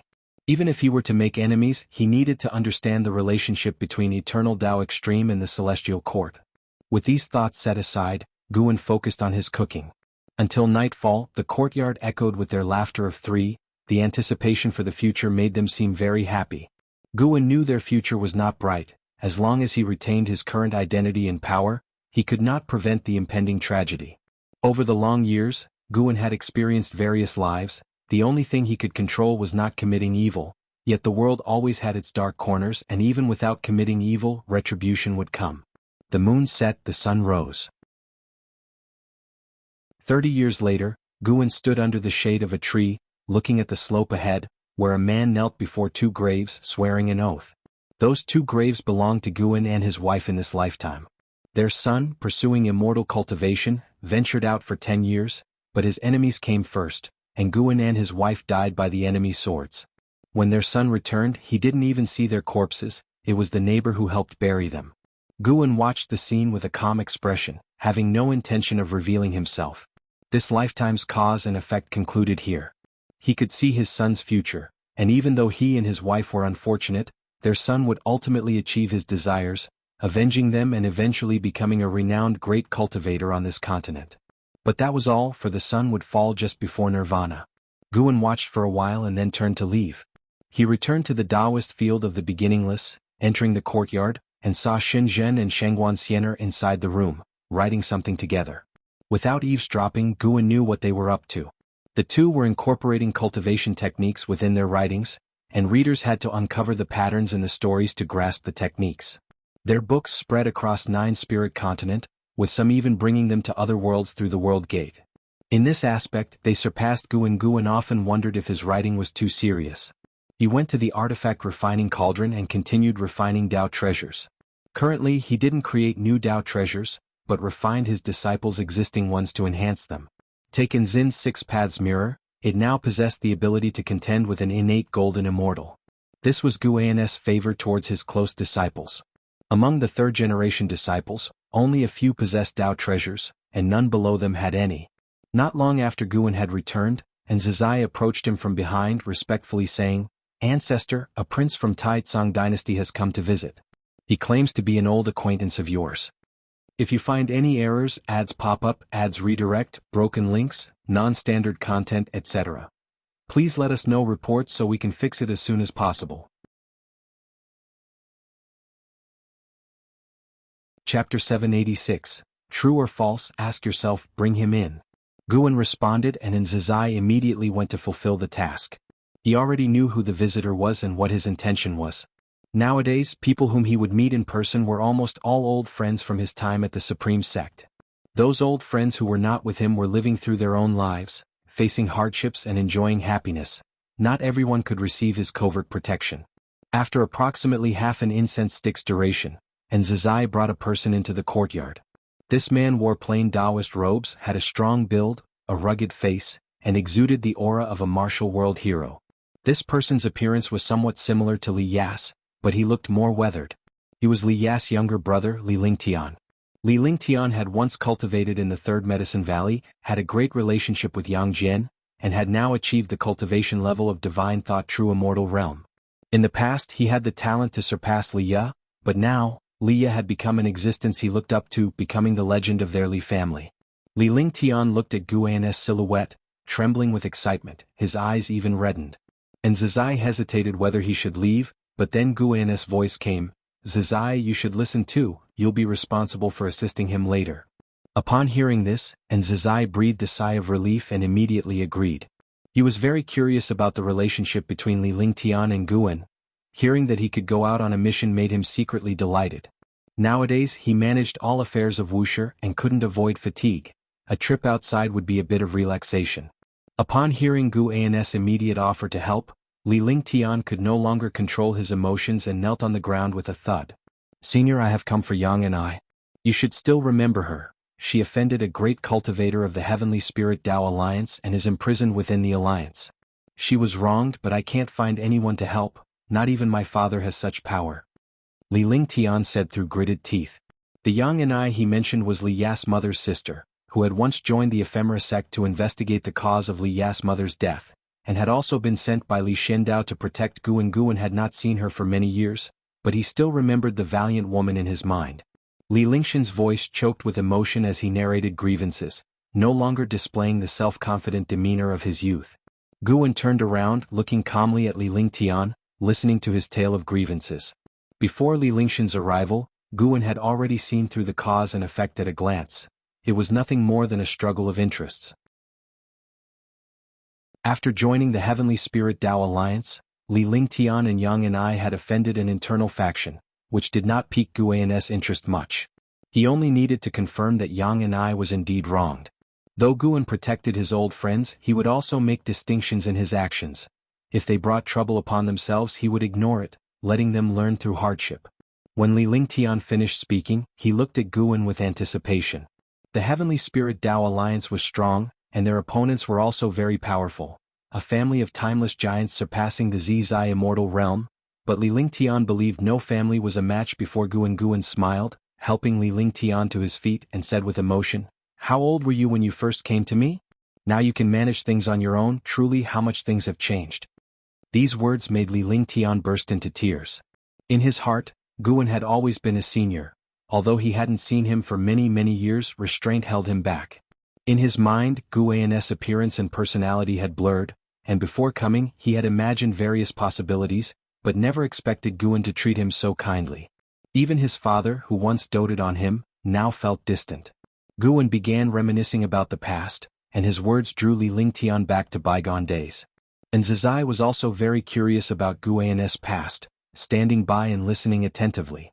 Later Shenzhen and Shangguanxianer joined in. Shenzhen still remembered Li Lingtian. Seeing him so downcast now, she sighed deeply. The best decision she had ever made in her life was to follow Guan. At first she only wanted to escape from her sect, and due to her compatibility with Guan, she cut off all ties and solely followed him. Unexpectedly, Guan turned out to be the supporting Tao Sword Venerable. Over time, Shenzhen couldn't distinguish why she initially followed Guan. Occasionally she doubted whether she had seen something extraordinary in Guan that led her to him. Either way, the outcome was good, and she felt herself to be the luckiest person in the world, even more fortunate than an Xian, celestial demon child, and others. Until dusk, and Zizai left with Li Lingtian. He planned to gather several Wuxia disciples and personally go to Heavenly Spirit Tao Alliance to rescue Yang and I. Shangguanxianer also followed, leaving Guan and Shenzhen alone in the courtyard. Shenzhen looked at Guan's profile, lost in thought. What kind of trouble could make this man frown? In his eyes, how did he view this world? How did he perceive those around him? Li Lingxin's appearance triggered Shenzhen's memories of the past and sparked numerous puzzles and curiosity within her. Guan looked at the sky and said, "Do you think a life without longevity matters?" Shenzhen recovered from her thoughts and responded, "Of course it matters. To walk through the human world, whether in suffering or in joy, at least one has lived, hasn't one? But for many people, living is not as good as dying. That's because they faced hardships. Before those hardships, they surely also enjoyed their lives. Once a person dies, what meaning does everything before their death hold? Just like the supreme sect of the past, too many people have already died, even forgotten by us, leaving no trace in this human world." After Guan finished speaking, he turned his head to look at Shenzhen. Shenzhen pondered for a moment and said, "Why does everything have to be meaningful? Living is living, and everything we experience is our own feeling. Why should we pursue leaving something in this world?" Guan smiled and said, "Indeed, one's own feelings are what matter most. Why worry about other things and add unnecessary worries?" Upon hearing this, Shenzhen was momentarily stunned, then glared at Guan and asked, "Be honest, can you hear others' thoughts?" "I'm not that powerful." "Really?" Sia the Novel Fire. Net website on Google to access chapters of novels early and in the highest quality. "Really?" Shenzhen smiled. After Guan's counsel, she felt her confusion was meaningless. As long as she was living well and carefree, and Guan did not reject her, wasn't that enough? Guan continued, "Actually, over the years I often went to the mortal world experiencing different lives. I would marry and have children, I would also be someone's child, but I made those wives believe we had shared something, giving them memories including those parents, relationships I imposed upon them. Of course, these identities were what they wanted, and the children I supposedly had were created by me out of thin air.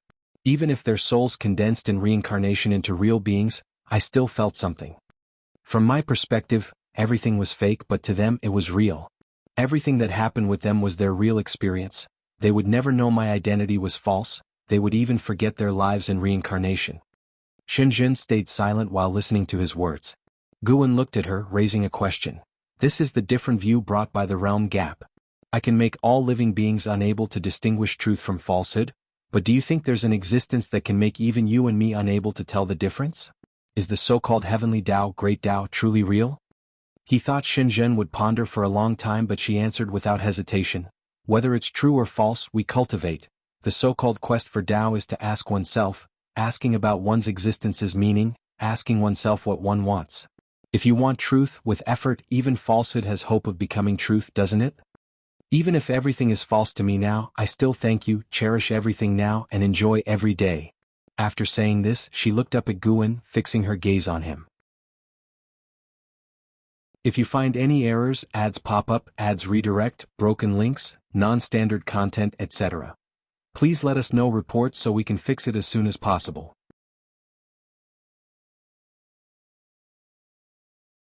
Chapter 787. Profound Abyss. Divine Pool. Guan's questioning of Shenzhen was a reflection of his years of pondering. Besides increasing his mana and Tao practice, he felt there was an indescribable realm that required his contemplation. Shenzhen's truthful response, however, left Guan sensing a glimpse of the great Tao within it. He smiled and replied, "At the very least, I feel that everything now is real." Shenzhen heard this and also broke into a smile.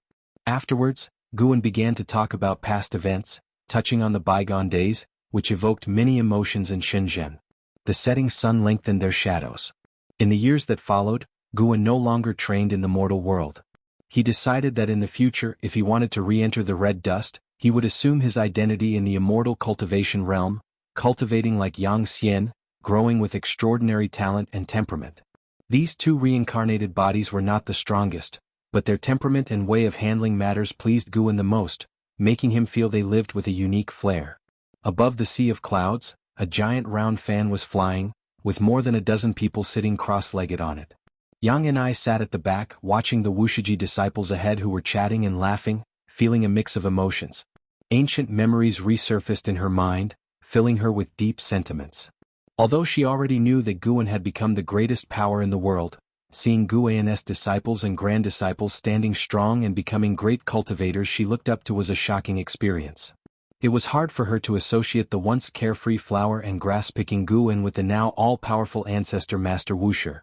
Li Lingtian, sitting beside her, said excitedly, "The Heavenly Spirit Tao Alliance has promised us a dojo. When I return and discuss it with my father, we will bring a group of Li family disciples there to cultivate.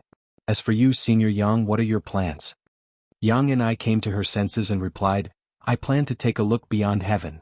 Li Lingtian frowned and said, "Beyond heaven is extremely perilous, it's not worth taking risks just for opportunities." He knew about the past between Yang and I and Guan and thought she was distressed. It was normal, even he was deeply moved, not to mention Yang and I. Guan did not intervene personally, but his disciples and grand disciples were grandly welcomed by the great cultivators of the Heavenly Spirit Tao Alliance.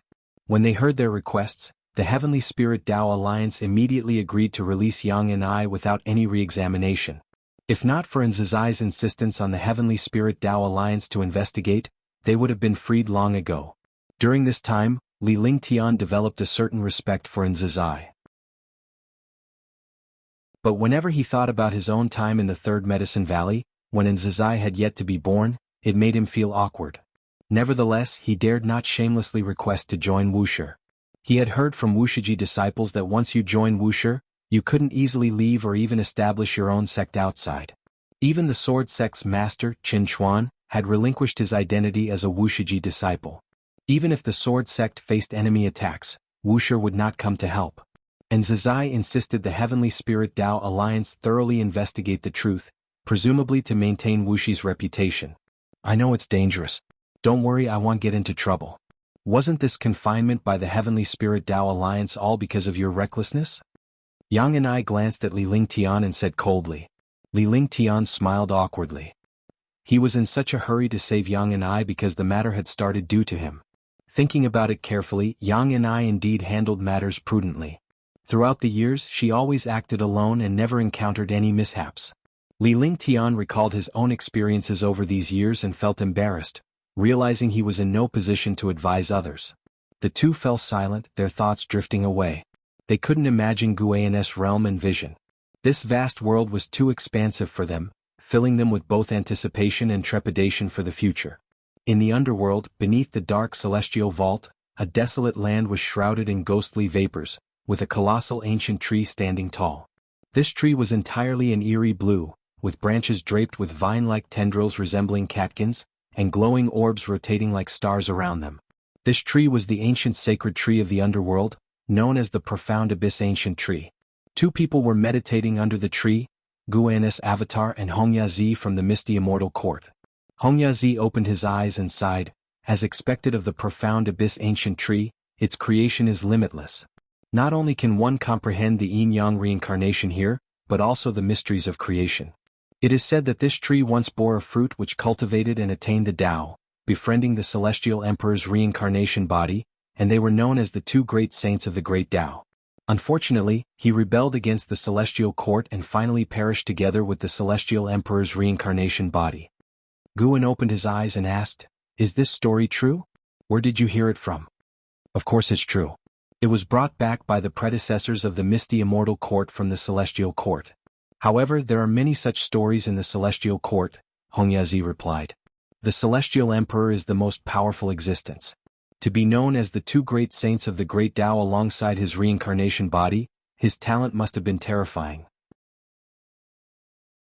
Unfortunately, since then, the Profound Abyss Ancient Tree has never borne the Profound Abyss fruit again." As he spoke, Hongyazi raised his head, seemingly searching for the Profound Abyss fruit on the tree. Guan didn't expect the story of Gu Xinyu to be known in the Celestial Court. He guessed it was at the Celestial Emperor's behest. Otherwise, how could it be circulated? In his mind, the image of Taihao appeared. Taihao's temperament was bold and unrestrained, somewhat like an Hao, but his actions were more domineering and magnanimous. In Guan's memory, he always clung to Gu Xinyu. After they became sworn brothers, the question of who was the elder brother was never settled. However, during the last battle, Taihao seemed like a different person. Perhaps that was the Celestial Emperor, making Guan feel unfamiliar and pressured. The bond of the reincarnations had long been gone. Guan wouldn't think they were still sworn brothers. Taihao's eyes before his death revealed madness. The Celestial Emperor was definitely not cold by nature. The two chatted while waiting for the distant visitor. They were chatting because they both sensed an aura coming from afar, which should be from the Nine Divine Mansion. The Nine Divine Mansion's destiny was profound. The aura of its cultivators differed from that of ghost souls and ghost gods, making it easily identifiable. A white-haired man in a black robe, resembling a specter, swiftly approached and landed 10 steps in front of them. Guan immediately recognized his origins. This person was named Zhu Luocha, possessing cultivation at the heaven-balancing golden immortal realm, originally a soul of the snake demon. Zhu Luocha looked at Guan and Hongyazi, raised his hand in salute and said, "The pavilion master has something to discuss with you both." Hongyazi's expression remained indifferent as he asked, "Which pavilion master?" "The second pavilion master, to discuss the matter of the profound abyss divine pool. The profound abyss divine pool is about to open, and you two must be waiting for this opportunity, so the second pavilion master sent me to invite you," Zhu Luocha replied. Hearing this, Hongyazi's eyes sparkled with joy. He exchanged a glance with Guan, then stood up and said, "Lead the way." Zhu Luocha immediately turned and began to lead the way, with Hongyazi following closely behind. Guan lagged slightly, watching Hongyazi's back. He secretly sighed, "This is not an opportunity but an abyss of destruction." S.E. the Novel Fire. Net website on Google to access chapters of novels early and in the highest quality. If you find any errors, ads pop up, ads redirect, broken links, non-standard content, etc., please let us know reports so we can fix it as soon as possible.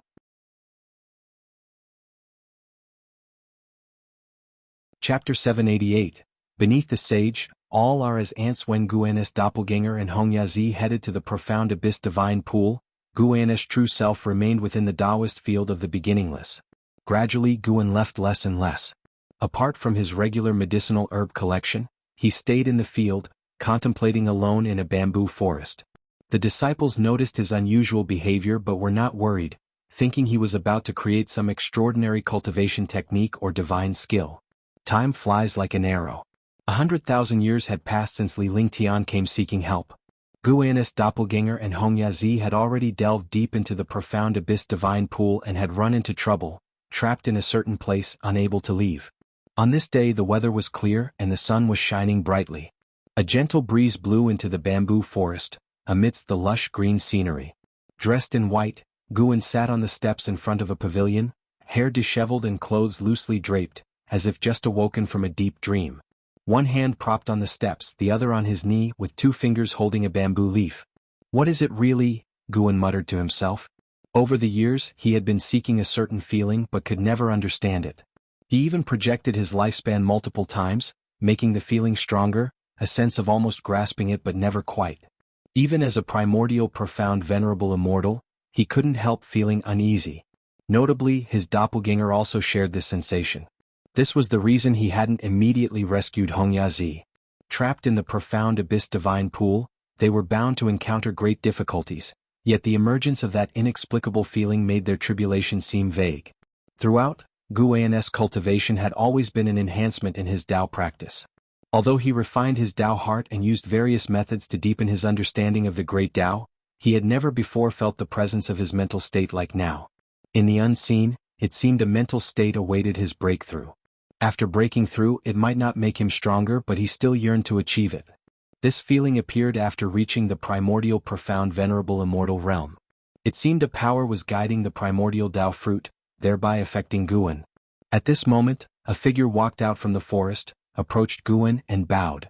"Master, my immortal emperor's eye has been unsettled recently, causing my Tao heart to become aggressive." "Why is this? I haven't encountered any stimuli." An Xan asked Guan, her face full of worry. Since handing the affairs of the beginningless to An Zizai, she had dedicated herself entirely to cultivation. Now she had reached the cultivation level of the heaven-encompassing free immortal, leading all disciples of the beginningless. Guan's gaze didn't leave the bamboo leaf in his hand. He softly answered, "Another pair of immortal emperor's eyes has emerged in the 3,000 great worlds. Your immortal emperor's eye senses its rival, disturbing your mind." On hearing this, an Xen hurriedly asked, "How should I resolve this disturbance?" "Either go and eliminate the person, or temper your mind to overcome the influence of the immortal emperor's eye, and truly master it." Guan's answer left an Xen in deep thought. Killing was not an option. Without grudges, even if the immortal emperor's eyes repelled each other, an Xan couldn't bring herself to do that. Temper her mind? An Xan felt challenged as she had been suffering recently. But no matter how hard she had to overcome it, she couldn't bring shame to her master. By the way, master, you've often come to this bamboo forest these years. What have you been studying? An Xan asked curiously. Guan glanced at her, the corner of his mouth lifting into a smile. Just like you, I need to overcome mental confusion. Hearing this, an Xan showed a smile, feeling oddly relieved. Even a master as powerful as him faced similar situations. She felt inspired. The two continued chatting, with Guan inquiring about her cultivation, and she answered truthfully. The development of the beginning list to this point meant Guan no longer needed to personally guide the disciples. They could pass on their teachings themselves.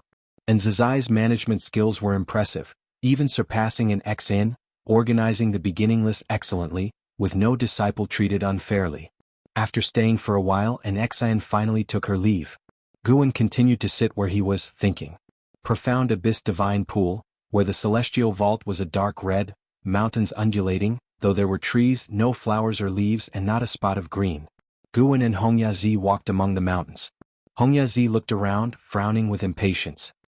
He suddenly stopped, speaking in a low tone, I've had enough. No matter where we walk, fly or even destroy this place, we can't get out.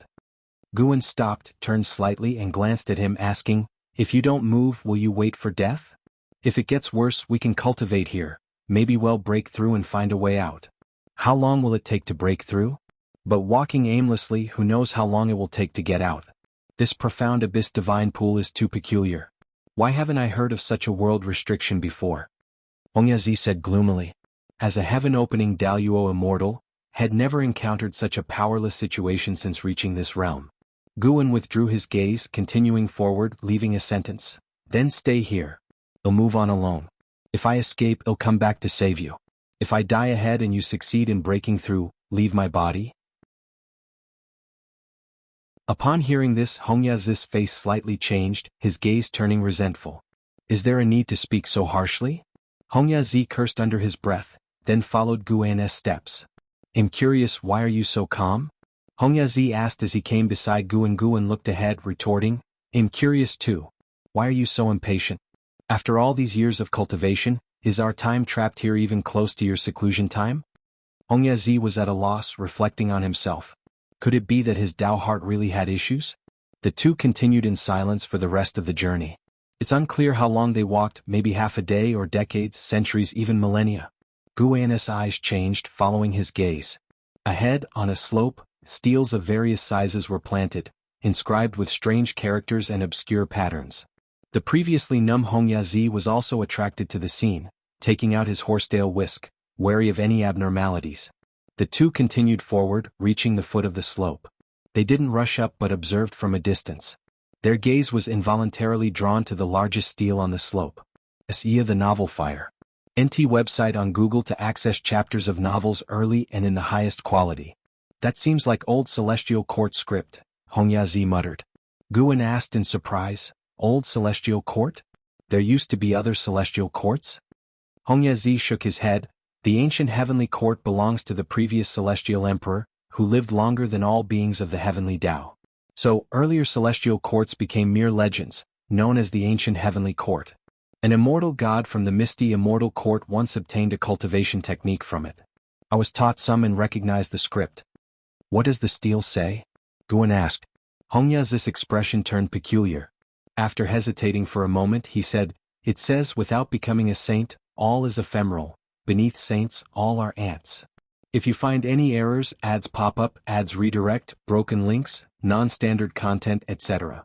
Please let us know reports so we can fix it as soon as possible.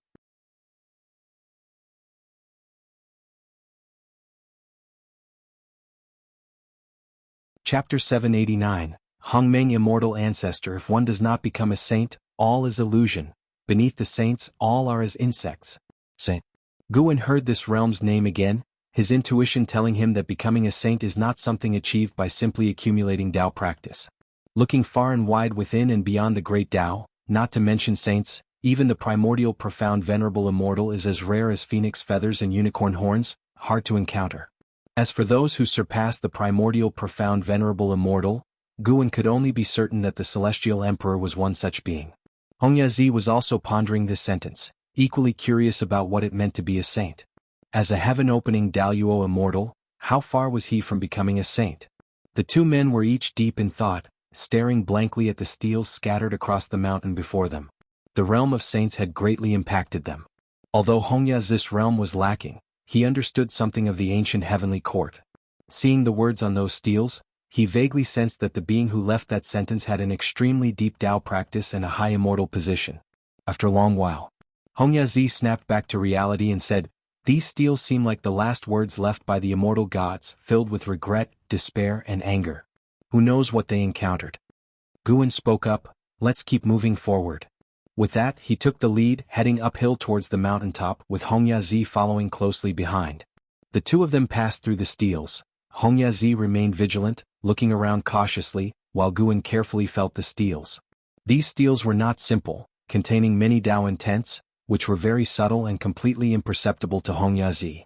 The Tao intents of the steels did not seem innate but rather clues left by the cultivators of the ancient heavenly court. When Guan's divine sense connected with these Tao intents, he saw many scenes. Immortal gods fighting fiercely. No demons, no monsters, no ghosts, all were immortals exuding celestial Tao destiny. These scenes were merely fragments, not continuous. Guan patiently explored, hoping to see the figure of the Celestial Emperor. Unfortunately, after they crossed this hillside and looked ahead, the uneven slopes in the distance still had many steels standing, but these steels were much more sparsely distributed than those behind them. Hongyazi quickened his pace, having seemingly discovered something, becoming more interested in these steels. Guan felt the same.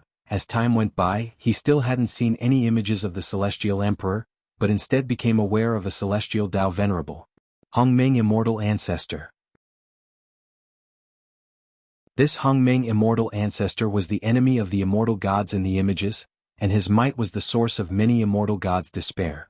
It's uncertain whether this Hongmeng Immortal Ancestor is still the celestial Tao venerable of the heavenly court today. So, doesn't that mean the Hongmeng Immortal Ancestor lived even longer than the Celestial Emperor? After all, according to Hongyazi, the ancient heavenly court was presided over by the previous Celestial Emperor. Guan held many speculations in his mind, but his steps never ceased. In the darkness of the night, hundreds of cultivators gathered on the wasteland, all meditating to heal, Liya among them. Liya was still dressed in black, a treasure sword imbued with a silvery blue aura floating behind him. His pale complexion made it clear he suffered from severe internal injuries. He slowly opened his eyes, gazing upwards. Amidst the night, few stars were visible, making the celestial vault unsettlingly oppressive. He turned his head, his eyes betraying a look of fear. Following his gaze, at the edge of the world loomed an enormous figure, like a giant shadow encompassing half of heaven and earth. The place he stood was not the world but the palm of a giant hand. The vast wasteland below was just a small part of the palm. In the dim, oppressive void, a figure enshrouded in black mist moved slowly, its form humanoid, seemingly clad in heavy armor, adorned with menacing and sharp spikes. In its right hand, at first glance, the palm seemed empty, but in reality, Liya and hundreds of cultivators were within, appearing even smaller than dust. This terrifying figure walked through the void, its steps unhurried. Just seeing the figure caused a chill to run through Liya. His gaze drifted to the distance, amid the clustered people, where a yellow-robed elder sat meditating, his complexion also grim. Not only Liya, but many others were watching this yellow-robed elder. The yellow-robed elder was the most powerful existence among these cultivators, with a cultivation level reaching the heaven-balancing golden immortal realm. Previously in the profound yuan-free immortal realm, Liya couldn't even imagine how strong a heaven-balancing golden immortal could be. It was said to be comparable to the cultivation level of a celestial god. The yellow-robed elder possessed not only profound cultivation but was also the patriarch of a sect from a great thousand world, establishing a dojo in the great Tao void. Liya originally went to hear the Tao, but during the session he and other attendees were captured by mysterious evil demons. While listening to the Tao, the yellow-robed elder's Tao intent felt unfathomably profound to him, incomparable even to Guan's level at the time. When the evil demons attacked, the yellow-robed elder wielded a magical treasure, displaying great divine skills, shaking the entire universe, with myriad dharma aspects emerging endlessly, broadening his horizons. Yet, with a single counter, the evil demons suppressed the elder and the Tao listeners entirely. The mighty heaven-balancing golden immortal had no power to resist. Leah couldn't fathom the extent of this evil demon's Tao practice level. He couldn't help but think of what the Golden Crow Divine Sovereign once told Guan when faced with him. Miaozhen Daluo Immortal Realm Perfection. This was Guan's realm. Afterward, he traveled the world, never hearing the words Miaozhen Daluo Immortal anywhere, not even in outer heaven. Bringing up this realm's name caused him inexplicable trepidation, so much so that he dared not inquire further. Junior brother Gu, if you were here with such a realm of Miaozhen Daluo Immortal, could you defeat this demon? Leah thought silently. Even with utmost trust in Guan, he lacked the confidence to say Guan would surely surpass this demon. The yellow-robed elder's divine skills were vast, seemingly mobilizing the power of the 3,000 great Tao. Recalling that scene still left him incredulous. Yet the evil demon's one move ended everything. The evil demon seemed to respond as casually as Guan did when dealing with the dark god. Leah longed for Guan to appear yet feared that his arrival might only ensnare him in trouble. Leah, oh Leah, when will you truly stand on your own? How long will you rely on junior brother Gu? Why haven't you considered how junior brother Gu reached this point? Leah gritted his teeth, internally resenting his weakness. At this critical moment he still longed for Guan's intervention. At that moment, in the darkness ahead, a beam of light like sunshine burst forth, dispelling the darkness, illuminating Leah and the hundreds of cultivators. Everyone looked up, their faces lit up, quickly some became excited. Within the strong light, a figure approached them, appearing like an immortal god, exuding an aura of invincibility from its mere stance. Immortal monarch Xuanmiao of the celestial court is here, demon, submit now without resistance. A powerful and domineering voice resounded through the void, stirring the emotions of the hundreds of cultivators. Leah, however, felt a sense of confusion. This voice sounded somewhat familiar. Profound mystery? Sir the Nell Fire. NT website on Google to access chapters of novels early and in the highest quality.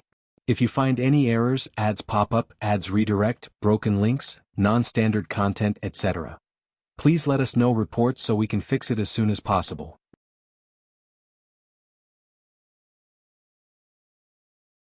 Chapter 790, Unbelievably Powerful Immortal Monarch Xuanmiao. The hundreds of cultivators surrounding Leah felt a thrill upon hearing that the opponent claimed to be from the celestial court and even an immortal monarch. They all rose and focused intently on immortal monarch Xuanmiao, who was enveloped in a strong light, their eyes filled with anticipation. Immortal gods, even if not compassionate enough in the hearts of cultivators, still have their responsibilities, especially in the fight against evil demons. Since ancient times, immortal gods have never been lenient in opposing outer heaven demons, which is also why the 3,000 great worlds still aspire to ascend to immortality. The human world is full of incense for immortal gods. The mysterious evil demon holding the hundreds of cultivators didn't respond.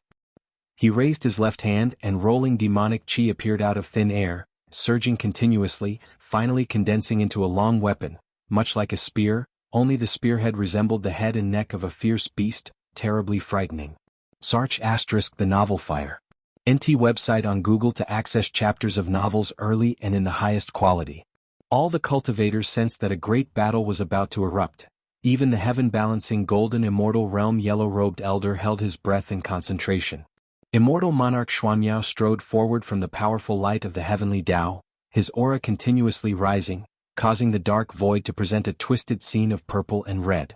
Even though being suppressed in the palm of the evil demon, the cultivators could feel the powerful aura of immortal monarch Xuanmiao, which was not even inferior to that of the evil demon. Leah was so shocked that he was left speechless. Immortal monarch Xuanmiao's form overlapped with the Li Xuanmiao in his memory, the two of them being from the same family, though Li Xuanmiao had cultivated in Mount Sanqing since childhood, leading to an unfamiliar relationship between them, yet they had met quite a few times. Has Li Xuanmiao ascended to immortality? How is that possible? Leah suddenly realized he hadn't seen Li Xuanmiao in many years. But something didn't feel right. How could these years be enough for someone to ascend to immortality and become so powerful? He couldn't understand it and even felt on the verge of collapse. It wasn't jealousy of Li Xuanmiao. He just felt that his own talent and opportunities seemed like a joke. Since leaving the Taitsong continent, he hadn't slackened for nearly 20 million years. He didn't know how many times he had narrowly escaped death, and the opportunities he had obtained were extraordinary, causing those around him at that time to marvel. believing he was the child of destiny. But now, compared to Li Xuanmiao, what counted as his achievements? Just by sensing Li Xuanmiao's aura, he felt he couldn't measure up at all. Before it was Guan, now it's another clan brother. At this moment he forgot life and death, only staring blankly at Li Xuanmiao's approaching figure. Li Xuanmiao also conjured a divine weapon with dragon qi coiling around it in his hand. Since you refuse to cease, then meet your end. Li Xuanmiao's voice rang out again, and as his words fell, he fiercely thrust forward with his spear. A terrifying torrent of mana exploded, lighting up the entire void, depriving hundreds of cultivators of color in their vision. Liya instinctively closed his eyes. His divine sense couldn't extend as it felt scorching pain once it left his body, frightening him into hastily retracting it. Unable to see, he felt the world spinning, and the ground beneath him trembled violently. After a good while, Liya heard a rumbling sound in his ears, gradually able to open his eyes. What he saw was a magnificent battle scene reflected in his eyes, making him open his mouth unconsciously. Not only him but the other cultivators were experiencing the same. They were all bound to the ground, unable to detach from it, which prevented them from falling. In their vision, the external void rotated quickly, causing dizziness, with demonic qi and golden flames interweaving, forming various spectacular scenes, like a kaleidoscope. Li Xuanmiao and the mysterious evil demon had already started battling. Li Xuanmiao displayed his Dharma aspect, his form not inferior to the mysterious evil demon in the slightest. Both wielded their divine weapons with incredible speed, divine skills moving effortlessly, without the need to cast a spell. Various Dharma aspects and divine skills collided, shaking the void. Soon, the void shattered, and the surging wind of the great Tao swept them into deeper darkness. The heavenly Tao's strong light on Li Xuanmiao was so bright, illuminating the cultivators, none of whom spoke, engrossed in watching the battle nervously. Powerful, inconceivable. This was everyone's impression. The momentum of those divine skills was not only magnificent but also incomprehensible to them. As Li Xuanmiao swung his spear, it spun, causing slices of heaven and earth to shoot out along the spear's body, colliding with the mysterious evil demon. The mysterious evil demon seemed to have invisible clones, causing the Jin Qi around Li Xuanmiao to be continuously impacted. In the midst of battle, the mysterious evil demon would sometimes open its mouth, releasing countless demons that charged forward one after another toward Li Xuanmiao. They were actually able to penetrate the celestial Tao flame and land on Li Xuanmiao's armor. Li Xuanmiao frowned slightly. Although he could disperse the demons on his body, he could feel a power of cause and effect eroding his mana. While he hadn't fallen into a disadvantaged position, he couldn't suppress the mysterious evil demon in a short time either. This was his first battle after ascending to immortality. The dark heavenly court had invaded. He was responsible for roaming the 3,000 great worlds, eradicating the dark demons that infiltrated, and the reason he arrived in time was that he calculated Li Ya's peril. He wasn't familiar with Li Ya, but the bloodline cause and effect was there and he could feel it. Saving Li Ya was merely a convenient act, unrelated to anyone's relationship. Now, Li Xuanmiao only wanted to defeat the dark demon in front of him. Even though he was not obedient to the will of the celestial court at this moment, he had to defend the dignity of the heavenly court immortals and must not disappoint his master's expectations. Li Xuanmiao's gaze sharpened, blood-red Tao patterns surfaced on his forehead as he swept across with his spear single-handedly. A terrifying and vast golden rainbow erupted, pushing back the mysterious evil demon. The golden rainbow pierced through the darkness, as if cleaving everything in two. Immediately, countless golden chains emerged from within the golden rainbow, quickly binding the mysterious evil demon. The mysterious evil demon struggled madly, unable to break free in a short time. They continued descending, below appearing a vast river of qi, a long river of the great Tao. Li Xuanmiao paid no mind to where they had arrived, continuing to cast his spells. Over the mysterious evil demon's head appeared layers of golden wheels, from which a golden giant cauldron descended, directly falling and enshrouding the mysterious evil demon. A strange and ear-piercing chant echoed, as if countless people were chanting together, causing Li Ya and the other cultivators to feel their divine souls turn upside down. Fortunately, the feeling came swiftly and dissipated just as quickly. Once they had cleared their minds, they looked up to see the world enveloped by a golden screen of light, within which were densely packed exotic characters and patterns, immersing them in the true meaning of heaven and earth, overwhelming them at first glance. At the same time, Far away in the Taoist field of the beginningless, Guan was observing this battle. His avatar was in the profound abyss divine pool, seeking more information about the saint, and Li Xuanmiao was engaged in the battle. What a coincidence indeed. Li Xuanmiao's current cultivation level had already reached the Taiqing Golden Immortal realm, while the mysterious evil demon was also a Taiqing Golden Immortal. However, compared to the mysterious evil demon, Li Xuanmiao's realm was forcibly elevated by the celestial Tao destiny, resulting in a certain disparity in strength between them. Guan also heard Li Ya's inner voice. Senior brother, the demon before you is nothing. Even Hongya Zi, who surpasses him by 100,000 times, is just as confused. Guan thought with a smile on his lips. If you find any errors, ads pop up, ads redirect, broken links, non-standard content, etc., please let us know reports so we can fix it as soon as possible.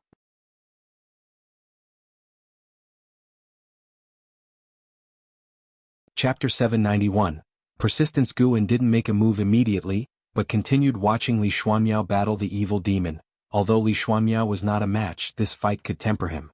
After watching for a while, he shifted his gaze to Li Ya. Although he would tease Li Ya about always getting beaten when they met, in reality he greatly admired Li Ya. His nurturing of Li Ya was far less than that of his disciples, yet Li Ya's growth, despite being full of hardships, saw an undoubtedly fast increase in his cultivation level. Among his peers, how many could compare? Li Ya's fate was constantly changing. Even without Guan's interference, he could change his destiny through opportunities. Once, his fate was to become the #1 great cultivator in the world, but now, his fate was no longer confined to the celestial spirit great world. This perilous encounter also altered Li Ya's destiny. Li Ya surprisingly had a cause and effect destiny line for ascending to immortality. After this battle, ascending to immortality would become his obsession. Once Li Ya had an obsession, he would exert all his strength to achieve his goal. It was precisely this personality that had supported him to this day. In some sense, Li Ya resembled the protagonist in novels from his past life on Earth. In his spare time, Guan would often focus on him as if following a thrilling drama series. Until dusk fell, the battle between Li Xuanmiao and the evil demon had not yet concluded, and they had fallen into a great river of the great Tao, fortuitously the river of destiny. Lu Qiuxian, although still in the river of destiny, was already able to detach from it. He was obtaining enlightenment deep within, seemingly creating a great divine power about the path of destiny. Li Xuanmiao's battle had been noticed by Lu Qiuxian, yet he was unconcerned. He also knew that the immortal gods were immortal and unextinguishable, and he did not wish to get involved in the matters of the celestial court. Guan stood up, stretching his waist in the courtyard. Recently, he rarely stayed in that patch of bamboo forest, deciding to relax for a period, no longer straining his mind on that mysterious state of mind. If you can't figure it out, why not let it go for now? Guan also wanted to be as persistent as Li Ya, but if he couldn't achieve it, he could only give up. If all else fails, it's still not beyond cheating. He would never give up on the ability to evolve lifespan. He always thought he wasn't a genius, and that getting to this day was solely due to his lifespan evolution ability. Even though he had become powerful, he would not deny this fact, nor fakely intend to give up this ability. The reason he would seek enlightenment on his own was to find something to do during the years of storing lifespan. He could take shortcuts to become strong, but he couldn't afford not to understand his power after becoming strong. Guan casually chatted a bit with Shenzhen in front of the artifact refining cauldron, then returned to the house alone. As the moon set and the sun rose, a new day came. Guan walked out of the house, holding a flute, heading out of the courtyard. The dojo was filled with rolling mountains, the green hills and waters grand and picturesque. The floating spirit mist made the world seem more like an immortal realm. Although Guan was already used to the scenery in the dojo, every time he stepped out of the courtyard, he felt a sense of contentment. The many worlds he could see, but what truly belonged to him was the little world within the dojo, where everything brought him satisfaction. He stepped into the forest, enjoying the morning breeze brushing against his face. The flowers and plants by the roadside were vibrant, with a faint hint of spirited beings passing by. Those were spiritual objects formed by the condensation of Tao intent, possessing a degree of spiritual intelligence, but unable to contact living spirits, let alone communicate, merely existing in the same dojo but not in the same space. Along the way, Guan reached the cliff halfway up the mountain. Looking far ahead, he saw a dozen disciples practicing swordplay by a small river between the mountains some 10 miles away, guided by a fifth-generation disciple. Such scenes were present in several places within the dojo.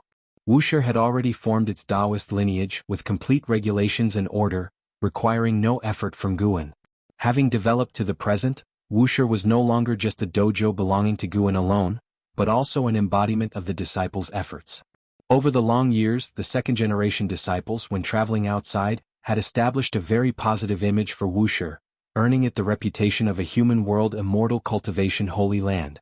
Every year, people would come to the edge of the 9 spirit continents seeking to join Wuxia to cultivate immortality, but even entering Wuxia was difficult, let alone becoming a citizen of the 9 spirit dynasty. Guan raised the flute in his hand and spun it with one hand, his gaze already falling on Li Xuanmiao. Li Xuanmiao was beginning to fall into a disadvantage. Within the vast river of destiny, the mysterious evil demon was entangled entirely with black chains formed by the path of cause and effect, wielding the long spear to attack Li Xuanmiao. His offensive continued to intensify, forcing Li Xuanmiao to retreat step by step. Li Xuanmiao, hair disheveled, his armor on the verge of breaking, seemed quite in distress as if heading towards a dead end. Li Xuanmiao furrowed his brows tightly, as the demonic creatures spewing from the mysterious evil demon's mouth were devouring his mana, and now the black chains around the mysterious evil demon were shattering his mana each time they struck. He had exerted every means he possessed, repeatedly deploying all the divine skills and secret techniques at his disposal. The best scenario he managed was to shatter the mysterious evil demon's physical body, yet within a very short time, it would regroup again, leaving him feeling powerless. Could I be defeated? Li Xuanmiao thought with unwillingness in his heart. Being an immortal god, even in death, he could resurrect in the celestial court. Still, he was unwilling for his first battle as an immortal god to end in failure. Hundreds of cultivators trapped in the palm of the mysterious evil demon once again fell into despair. His speed is getting slower. I can barely make out some of his moves. If even the celestial immortal monarch can't deal with this demon, then we're really doomed. Rumor has it that the celestial court is the gathering place for immortal gods. Surely they wouldn't dispatch only one immortal god, right? Do you know what an immortal monarch represents? Currently, all the immortal gods campaigning across the 3,000 great worlds are of a lower immortal position tier than him. Damn it, to think I'd die at the hands of an unknown evil demon without even a name. How frustrating. The cultivators were discussing among themselves, with many remaining silent, their eyes filled with fear. More than death, they feared enduring tortures worse than death. This demon was so powerful, yet it did not kill them, instead taking them somewhere, clearly not allowing them an easy death. Leah had long since come out from his complicated emotions, now filled only with concern, fearing Li Xuanmiao might encounter misfortune. He didn't believe such a coincidental occurrence. With his cultivation level, he could already perceive the cause and effect between people. Being an immortal monarch, Li Xuanmiao was naturally capable of the same. He felt Li Xuanmiao had come specifically to save him, even though they were not well acquainted, but after all, they were of the same lineage. Don't be stupid, finally reaching immortality, there's no need to fight to the death for us. Leah muttered softly, hoping Li Xuanmiao could hear. At that moment, the mysterious evil demon roared angrily, the chains around its body quickly intertwining, unexpectedly revealing a black coffin. See the novel underscore. At website on Google to access chapters of novels early and in the highest quality. As soon as the black coffin appeared, the surrounding great Daos air currents surged towards it, and even Li Xuanmiao felt a horrible pulling force. Li Xuanmiao, looking at the black coffin larger than the mysterious evil demon itself, was filled with intense unease. The existence within this coffin was undoubtedly very dangerous. If you find any errors, ads pop up, ads redirect, broken links, non-standard content, etc., please let us know reports so we can fix it as soon as possible.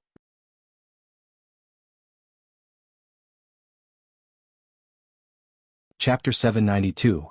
The black coffin was suspended behind the mysterious evil spirit, its lid slowly opening amidst the chaos of the great Tao. Even those like Liya, who were held within the palm of the mysterious evil spirit, couldn't help but feel a chill run down their spines. They all turned their heads to look and saw the black coffin, larger than the evil spirit itself. From their vantage point, they couldn't even see the top of the coffin. What could be in there? Everyone held a sense of unease that was more torturous than awaiting death. Li Xuanmiao, who was also being pulled by the black coffin's force, sensed something amiss. His intuition told him that if he were to come into contact with that black coffin, it would certainly lead to a bad ending. The lid of the black coffin opened a crack, revealing a darkness even blacker than the void, which, upon a single glance, seemed to draw one's mind into a never-ending oppressiveness. Li Xuanmiao forcibly withdrew his gaze and glanced toward the right arm of the mysterious evil spirit. He decided to first save those people before his imminent death. His expression suddenly changed, becoming cold and fierce. A gate of light manifested out of thin air behind him, pouring forth an immense amount of celestial Tao destiny, which then flowed into his body, granting him temporary strength to escape the pull of the black coffin. He leapt into the air, moving agilely to the side of the mysterious evil spirit. In his hand he wielded a divine spear, gathering his most powerful mana, intending to thrust it toward the right arm of the mysterious demon. At that moment, Li Xuanmiao's face changed dramatically.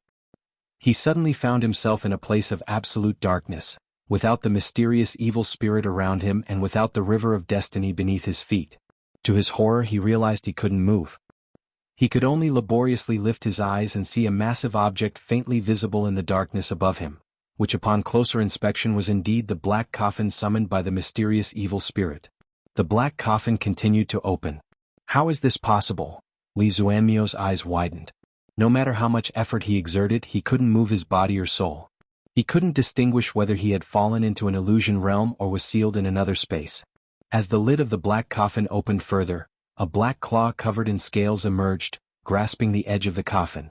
This grip sent a jolt through Li Xuanmiao's heart. He began to feel fear. This emotion was beyond his control, swiftly spreading and occupying his entire heart. At this moment, his mind went blank and he could only gaze dazedly at that black claw. Suddenly, a melodious flute sound came from afar, growing clearer, gradually dispelling the fear in Li Xuanmiao's heart. Li Xuanmiao turned his head to look, but saw nothing. All around was extreme darkness, yet the flute music brought him a sense of peace. Is it you? Li Xuanmiao's gaze became complex. Immortal gods are immortal and indestructible, and Venerable Guangfa Taiguang certainly wouldn't take action. The only one who might is his master in the mortal realm. He immediately relaxed and, when looking again at the black coffin and the emerging black claw, he felt no fear. The darkness was larger than the world itself, and in its presence, Li Xuanmiao was extremely small. But now he feared nothing and even showed a playful expression. Even after joining the celestial court and witnessing worlds of higher realms, in his heart, Guan remained the strongest. Even the legendary Celestial Tao Venerable or Celestial Emperor might not be stronger than his master. He knew that expressing such thoughts would make him a laughingstock, but he firmly believed it. Guan did not exude an aura more formidable than Venerable Guangfa Taiguang, but Guan's demeanor was so calm and mysterious, giving an impression of profound enigma that no one else could. Boom! The lid of the black coffin was suddenly blasted open, and a terrifying dark shadow seemed ready to burst forth. A strong light descended from above, instantly enveloping the black coffin, scaring the shadow back into the coffin. Then Li Xuanmiao saw an indescribable giant claw descend from the strong light, grasping the black coffin directly. This seemed to be the claw of some divine bird, making the enormous black coffin appear like a small block of wood under its grasp. With a shocked expression, Li Xuanmiao watched as the divine bird's claw, holding the black coffin, vanished into the strong light, coming and going swiftly. Before he could react, the surrounding darkness abruptly shattered, and he found himself back on the river of destiny, with an arm suspended in front of him, the arm of the mysterious evil spirit, with hundreds of cultivators including Li Ye still standing in its palm. At this moment hundreds of cultivators were looking up, all dumbfounded and trembling all over. The mysterious evil spirit and that black coffin had already vanished without a trace. That claw just now? One cultivator asked in a trembling voice. The mysterious evil spirit was tremendously terrifying, and the earlier battle had already driven them to despair. Yet, unexpectedly, a mysterious bird claw descended and directly dispersed the mysterious evil spirit, taking away that black coffin. Everything happened so fast, it made them doubt if what they had seen was real. No one answered the cultivator's question, but Li Xuanmiao did hear it, which further convinced him that his experience just now was real. Was that my master's mount? But I've never seen him raise any divine birds. Li Xuanmiao looked at the mysterious evil spirit's arm, his mind filled with bewilderment.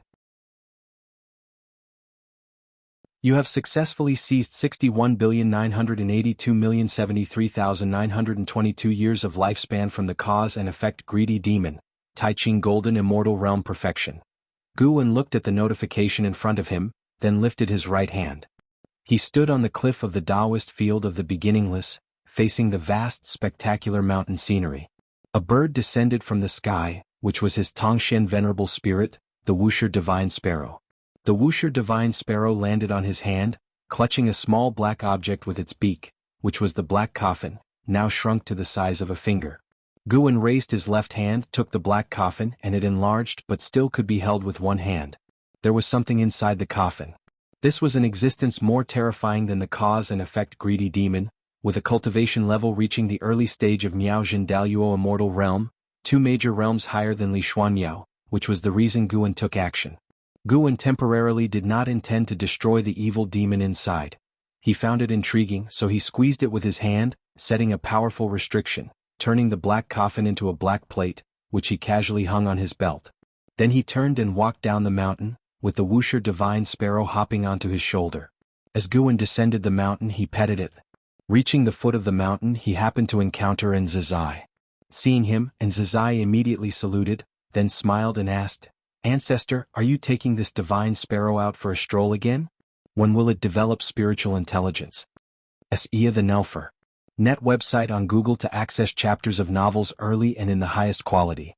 The Wuxia divine sparrow was brought by Guwen from the outside and often flew around in the dojo. All disciples knew it, but none had seen it display its strength, and its aura was also very weak, appearing unimpressive. Guwen smiled and replied, "Speaking is not the only sign of developing spiritual intelligence. In fact, it is quite clever and understands all things in the world." And Zazai nodded, not daring to contradict Guwen. He then said, "Ancestor, the Heavenly Spirit Tao Alliance has an alliance hierarch attempting to attain a golden immortal Tao fruit and has invited great cultivators from all over to observe the tribulation crossing. They also sent an invitation to Wuxia. Should I represent Wuxia in attending to watch?" Mentioning the golden immortal Tao fruit, a peculiar sparkle appeared on his face. This realm had already shaken the immortal cultivation realm, and he had long heard of it, but he didn't know how powerful a golden immortal was and had always aspired to witness it. This time he also wanted to go see the spectacle. If you find any errors, ads pop up, ads redirect, broken links, non-standard content, etc., please let us know reports so we can fix it as soon as possible.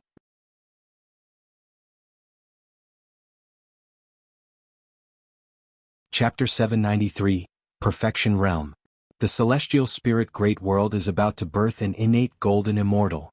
Although this tribulation crosser comes from another great thousand world, he has already rooted himself in the celestial spirit Great World, and his achievements will also drive the development of the celestial spirit Great World.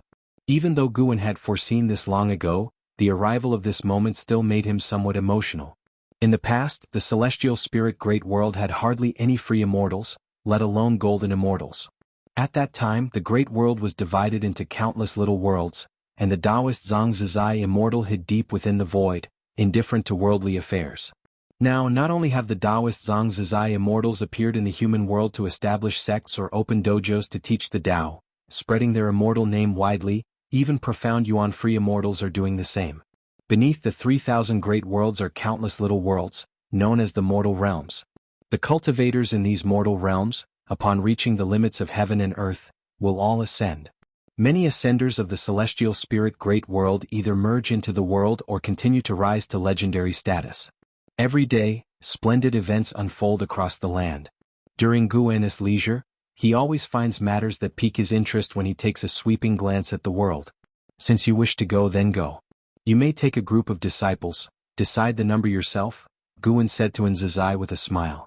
Upon hearing this, Nzazai immediately flashed a smile, quickly bowed and thanked him. "Ancestor, in your opinion, will that person succeed in breaking through?" Nzazai asked curiously. Guwen replied, "He will succeed. In the future, the world will welcome the era of the golden immortals. In the years to come, each era will be longer, and the changes from one era to another will not be defined by great calamities." Hearing this, Nzazai felt even more eager for the future. Guwen did not say more and left with the Wuxia divine sparrow.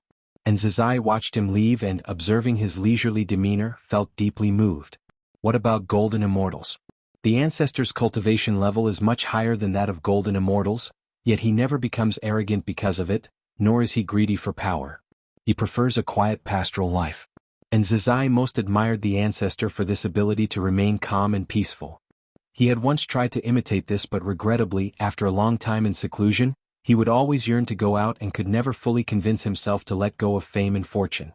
Currently, he manages the affairs big and small of Wuxia, and although it is arduous, he finds it meaningful. If he truly let go of the power in his hands, he definitely would feel some reluctance.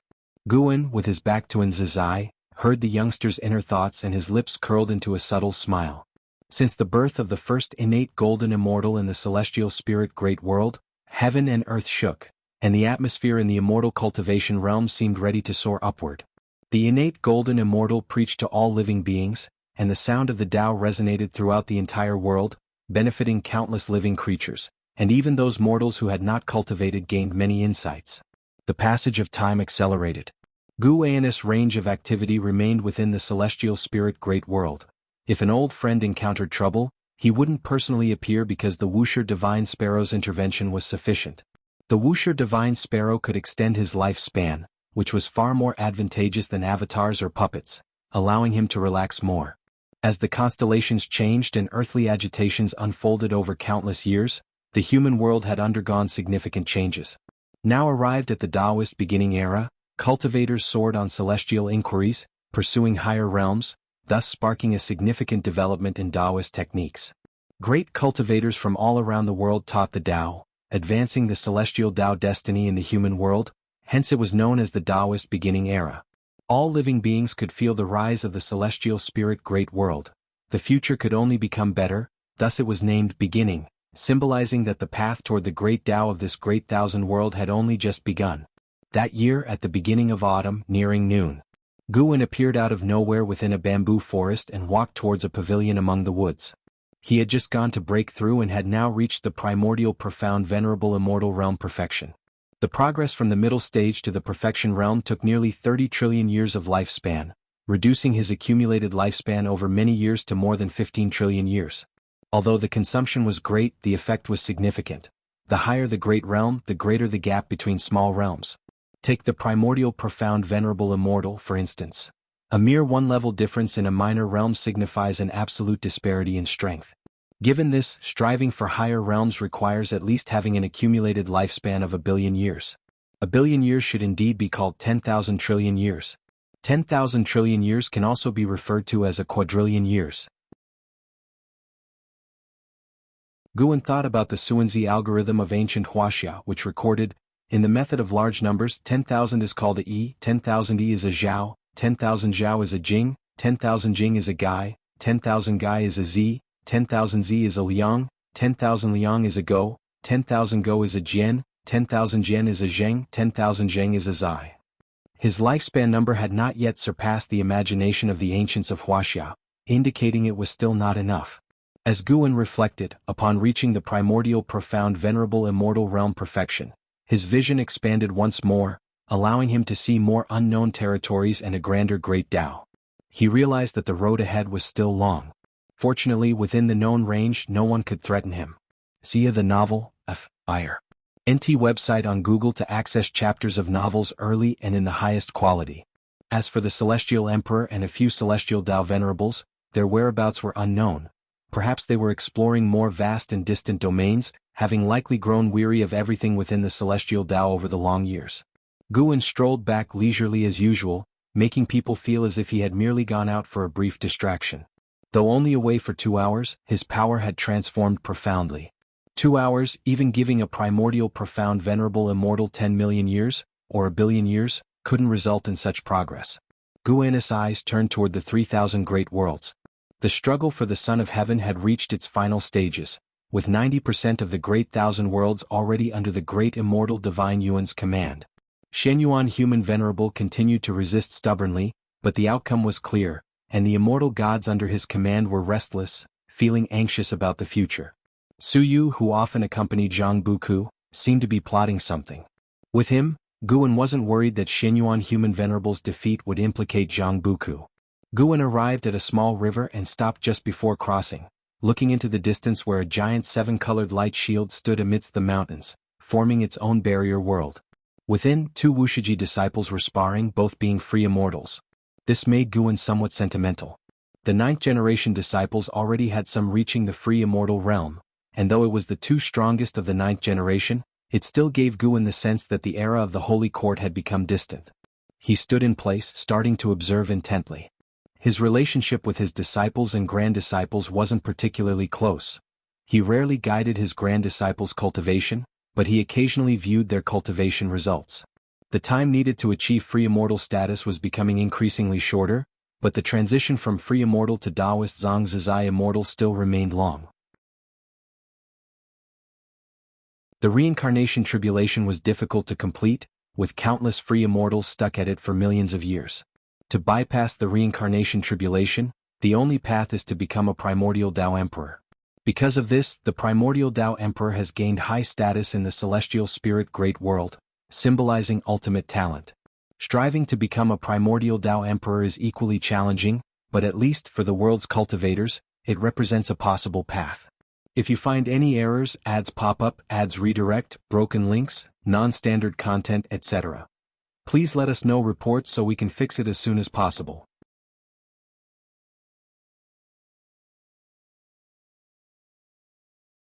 Chapter 794.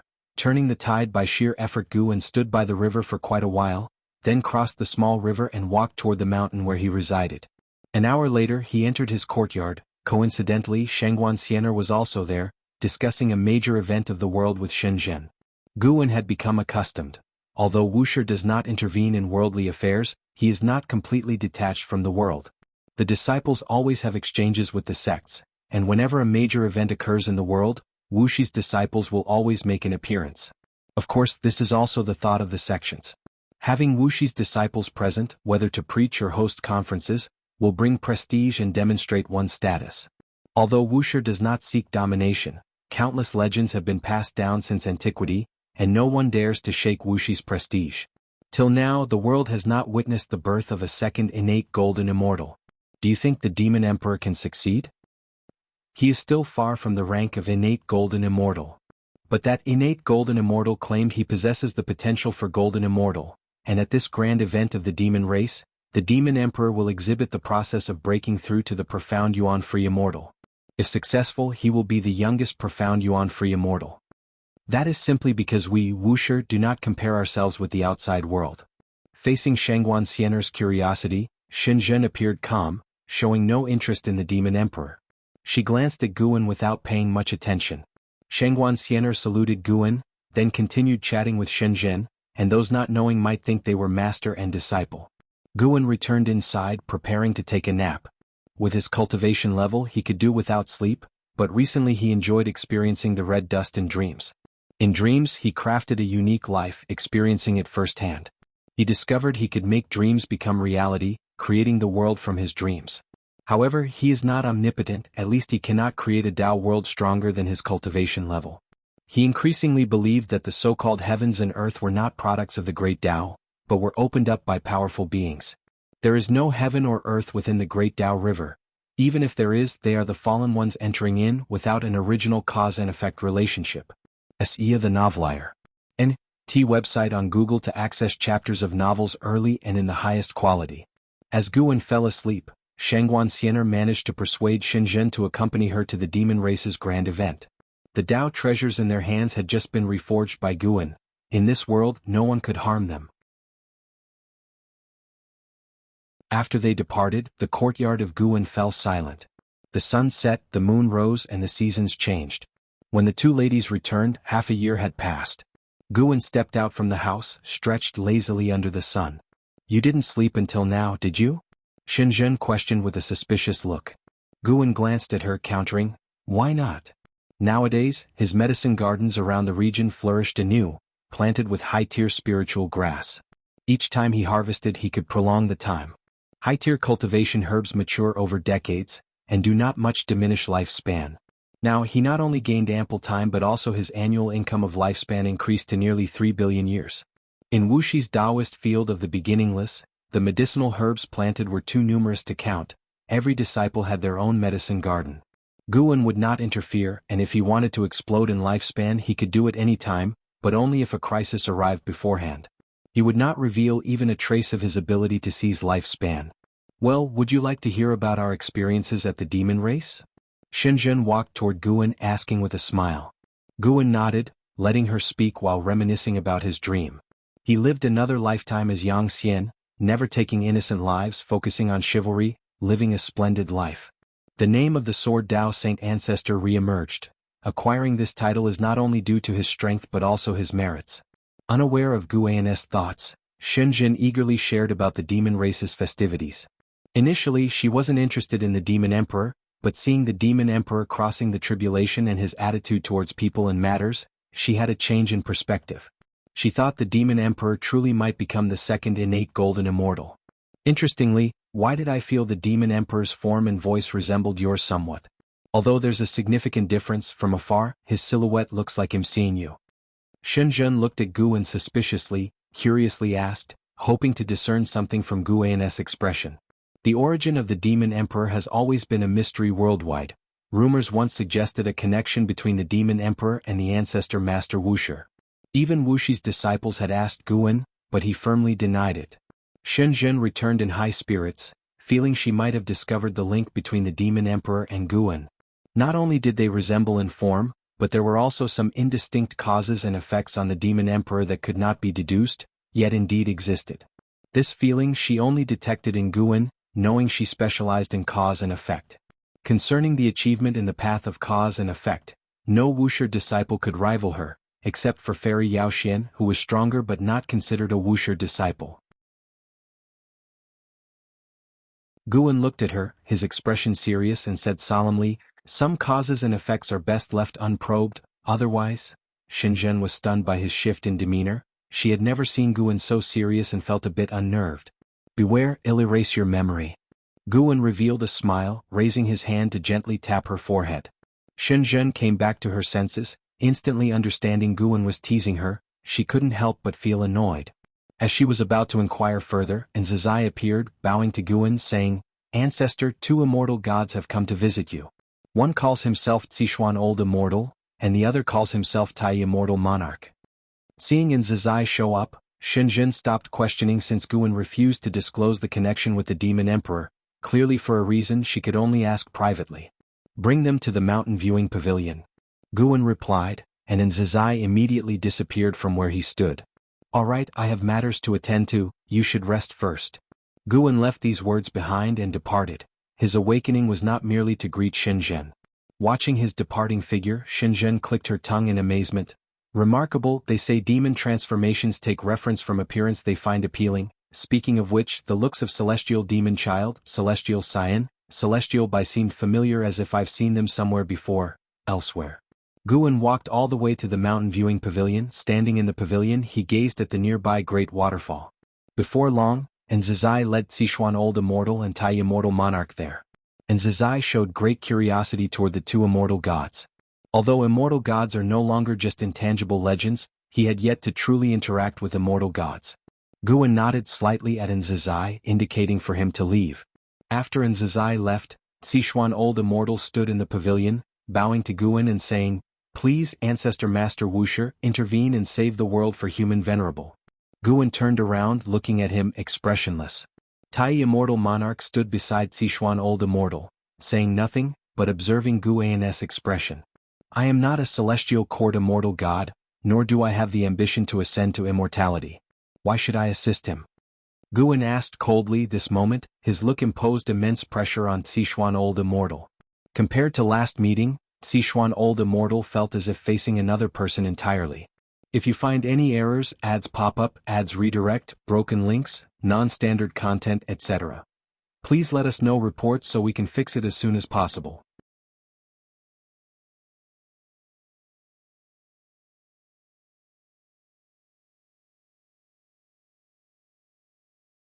The absence of absolute refusal meant there was room for negotiation. "If you wish not to be entangled in the cause and effect of the Celestial Court, after this battle ends, I will not report your name to the Celestial Court. Moreover, you can rest assured, the struggle for the throne relies on individual abilities. The great immortal divine Yuan has also sought many great powers not belonging to the celestial court. Should you be willing to act, His Highness will ensure you bear no trouble and will reward you, even if you do not wish to join the celestial court. However, if your disciple wishes to ascend to immortality, His Highness will absolutely support it. Elder Ci Xian spoke thus, observing the number of disciples under Wuxia and noting precedents of ascension, thinking such words might sway Guan. Guan was evaluating. In his view of the future, Shenyuan Human Venerable was destined to fail. He indeed had the capability to alter fate. He knew Elder Ci Xian spoke truthfully because he had seen the arrival of heavenly soldiers and generals at the celestial spirit great world. He had painstakingly repaired relations with the celestial court, and now there was another obstacle. How could he stand by and do nothing? The reason he agreed to see Elder Ci Xian was that he already had a decision at heart. However, he wanted Shenyuan Human Venerable to know the difficulty of his intervention so that Shenyuan Human Venerable might treat Wuxia disciples in the immortal class kindly in the future. Having reached Guan's realm, personal interest was no longer highly significant. He cared more about those around him and the younger generation. He never hoped for those near him to provide substantial help or benefits. If such were the case, it would indicate he was not strong enough and still required the people around him to perform certain tasks for him. What mattered to him were emotions and his inner desires. Moreover, in his view, the presence of old friends could remind him of the path traveled. Seeing Guan fall into silence, Elder Ci Xian felt increasingly uncertain. He did not understand what Guan was still considering. Tai Immortal Monarch, on the other hand, was secretly excited. Facing the forces of the great immortal divine Yuan, Guan did not refuse outright, which inherently demonstrated his strength. Tai Immortal Monarch began to envision the future. If Guan helped Shenyuan Human Venerable turn the tides, he would have established good relations with Shenyuan Human Venerable, which was undoubtedly beneficial for him. Previously, he did not join the fray because he was uncertain which Son of Heaven would triumph. If it were possible to befriend the victorious Son of Heaven, he certainly would not refuse. Gritting his teeth, Elder Ci Xian took out a golden jade pendant from his sleeve, saying, "This is His Highness' most important token. If you are willing to intervene, this item will be bestowed upon you."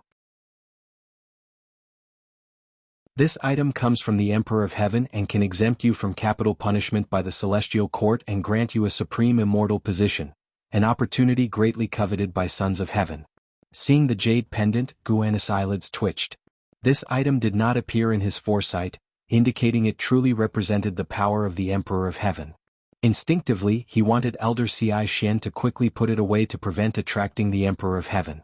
But on second thought, within the dojo, cause an effect can be isolated, why should he fear? Having grown steadily to today, his lifespan evolution abilities could be trusted. A primordial profound venerable immortal would indeed cause concern in the celestial court, yet he could rest easy, implying even the Emperor of Heaven could not probe the cause and effect within the dojo.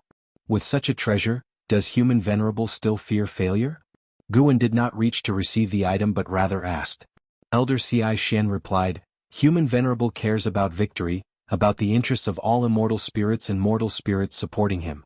Rather than face utter destruction, he does not wish to disappoint all who support him." These words led Guan to regard Shenyuan Human Venerable a little higher. Guan spoke, "Since that is the case, I shall assist you, but I will not show myself, and I hope you and Human Venerable do not reveal my existence." Upon hearing this, Elder Ci Xian was overjoyed and immediately expressed gratitude to Guan. "May I ask, Patriarch, when will you act?" Elder Ci Xian set the golden jade pendant on the table and eagerly asked. "Just relay the message to him, I will act at the appropriate time. I will only help him resolve the battlefield of the 3,000 great worlds. As for the battle between the great immortal divine Yuan and him, I will refrain from involvement," Guan replied. Sar the Novelier. N.T. website on Google to access chapters of novels early and in the highest quality. Naturally, the struggle for the throne cannot be interfered with by a third party. Elder Ci Xian responded, once again paying his respects to Guan, then departed. Tai Immortal Monarch did not follow in his footsteps, as Guan gestured for him to sit down. After Elder Ci Xian left, Tai Immortal Monarch faced Guan alone, feeling somewhat apprehensive, fearing that bringing Elder Ci Xian might have offended Guan. "Shenyuan Human Venerable's promise is indeed trustworthy. Truly, I also hoped you wouldn't get involved, but the great immortal divine Yuan is more dangerous than Shenyuan Human Venerable." Tai Immortal Monarch spoke cautiously, carefully observing Guan's expression.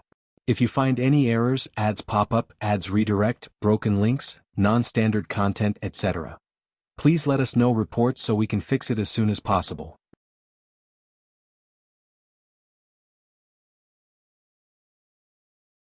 Chapter 796. Heavenly Tao Emperor Jade. Guan glanced at Tai Immortal Monarch and said with a smile, "You need not worry, I am not blaming you." Hearing this, Tai Immortal Monarch felt relieved and smiled. "Over the years I've watched your actions. While some things may not matter to me, your intentions are undoubtedly earnest, whether out of ambition or for other reasons. I harbor no dissatisfaction with you." Guan said to Tai Immortal Monarch, his face graced with a warm smile, a stark contrast to his demeanor when facing the old immortal Zixuan. Tai Immortal Monarch was excited by these words and felt deeply moved. He could sense Guan's sincerity, and he didn't consider it a bad thing that his ambition had been revealed, as he indeed harbored no ill will towards Guan. In fact, after spending so many years in the celestial spirit great world, he had many insights. He found his Tao heart had become more serene, realizing that if immortal gods distanced themselves from all living beings, they would inevitably become arrogant and narrow-minded. Most immortal gods also grew from mortal spirits, and to be arrogant towards mortal spirits is to be arrogant towards one's past self. His own arrogance was why Guan suppressed him for so many years. Whenever he thought of this, Tai Immortal Monarch felt that working for Guan could not impress him, yet what he did was not meaningless, for he gained something himself. Having convinced himself of this, hearing Guan's praise brought him unexpected joy and even a sense of loyalty akin to a soldier willing to die for a confidant. Guan raised his hand to point at the golden jade pendant on the table and asked, "Are these jade pendants common in the celestial court? If there was only this one, he would have to give it away or always keep it in the dojo, never giving it to his disciples." Tai Immortal Monarch collected his thoughts and said, "Not many, but I have indeed heard of it. This jade pendant is called the Heavenly Tao Emperor Jade, and only a few sons of heaven favored by his imperial majesty and those with great merit can hear of it. The celestial court actually values merit more, which is why the ranks of immortals differ. Over the long years, one's cultivation level can always be improved, but to bring blessings to all living beings requires genuine effort. Immortal gods receive the incense of all beings and are naturally obligated to protect them. Some immortal gods who accomplish little, no matter how high their cultivation level, will not ascend." Guan shook his head with a laugh and said, "You didn't say that before." Tai Immortal Monarch felt embarrassed, cleared his throat and said, "At that time my mind was clouded. I always thought finding a patron was easier than accumulating merit. To obtain the Heavenly Tao Emperor Jade, merit cannot be achieved by saving beings once or twice but must be accumulated through countless accomplishments." Guan nodded and asked, "Then how many Heavenly Tao Emperor Jades do you think there are?" Tai Immortal Monarch replied, "At least 1,000, given the countless immortal gods in the celestial court. Even I don't know the exact number." Guan felt relieved. In the future he could give the Heavenly Tao Emperor Jade to his cherished disciples. Afterward, Guan exchanged a few simple words with Tai Immortal Monarch and then let him leave. Before leaving, Tai Immortal Monarch hesitated to speak but ultimately took his leave with a bow. Guan knew what he wanted to ask but purposely left it unsaid. After Tai Immortal Monarch left, Guan raised his eyes to gaze at the celestial vault outside the mountain viewing pavilion and mumbled to himself, "The cause and effect of this matter are so great that you cannot hope to conceal it." This time he intended to eliminate the nefarious formidable creatures of the 3,000 great worlds, granting the living beings of various worlds a chance to rescue the world. Striking in such a manner would certainly yield him an exceptionally vast lifespan. Guan, who relied on growing medicinal herbs for longevity over the years, unexpectedly felt anxious. After all, lifespan reincarnation holds too many past lessons. Rampantly killing to gain strength quickly would invite annihilation by more formidable beings, including the attention of the celestial court. Guan did not plan to involve his true self but instead used the Wuxia Divine Sparrow to intervene. As the thought arose, the Wuxia Divine Sparrow transformed into a beam of white light and flew over to land on the table, then lay down. Guan raised his hand to gently stroke its head, feeling as if he were touching his own head. Within the rolling thunderclouds, lightning flashed and thunder roared, making the entire world overwhelmingly oppressive, dim and eerie. The land was barren, the mountains lifeless. Above the mountains a cloud soared past, carrying a dozen people, among whom Zhu Shi was present. "When we meet His Highness, You all must kneel and do not raise your heads to look at him, understood? Standing at the front, an elder spoke. He was the Star Monarch, known as Bachin Star Monarch, and behind him were all world rulers from various great worlds, with Zhu Zai's presence being the weakest and thus the least noticeable. We understand. The masters of the great worlds responded in unison. Faced with the upcoming meeting, they were both excited and anxious, with some feeling uneasy. The most uneasy was Zhu Xi, who always felt that meeting the Son of Heaven was not a good thing. She didn't want to come, but as the overt world ruler of the Taiwei Great World, she had no option but to come. Her great cultivators wished not to miss this opportunity but did not dare to replace her. Zhu Xi could only strive to calm herself, not wanting to appear cowardly. Soon, a colossal stone hall appeared ahead, far larger than any mountain in the world. CTH Novel F.I.R. Et website on Google to access chapters of novels early and in the highest quality. Everyone's gaze was drawn to the stone hall, while Bachin Star Monarch accelerated his cloud-soaring technique. They swiftly rode the clouds into the stone hall. The hall's passage was immensely broad, its ends shrouded in darkness, discouraging prolonged gazes. Flying forward for a while, Bachin Star Monarch's voice echoed, "Lower your heads." Upon hearing this, everyone inclined their heads downward, not daring to look ahead, Zhu Xi included. A few seconds later, the auspicious cloud landed and quickly dissipated. Zhu Xi felt the ground beneath her feet and her heart raced with anxiety. "Your Highness, these people are the masters of the Great Thousand World, whose foundations rank in the top 20 among the 3,000 great worlds." Upon hearing Bachin Star Monarch's voice, Zhu Xi and the others knelt down, their foreheads touching the ground, afraid to accidentally look up. A lazy voice sounded, uttering just one word, yet it brought a boundless sense of oppression to everyone present. Zhu Zai's heartbeat quickened, and she subconsciously envisioned the Son of Heaven's visage in her mind. At this moment, her Tao fruit trembled, plunging her into an unprecedented state of unease. It's hard to imagine how high the realm of the Son of Heaven is, that merely uttering a single word could instill such fear. It wasn't just her. The world rulers on her left and right were equally affected. Even those whose cultivation had reached the innate golden immortal realm, all felt as powerless as ordinary mortals. "Your Highness, we are close to bringing the 3,000 great worlds into our fold. Do you have any instructions?" Bachin Star Monarch inquired respectfully. The voice of the Son of Heaven followed, "I have but one requirement. Ensure the beings of the 3,000 great worlds worship me. If they fail to satisfy me, with a flick of my finger, I shall annihilate the world. All beings related to this realm will vanish into nothingness, their souls dispersed, their bodies and Tao extinguished. If you find any errors, ads pop up, ads redirect, broken links, non-standard content, etc. Please let us know reports so we can fix it as soon as possible."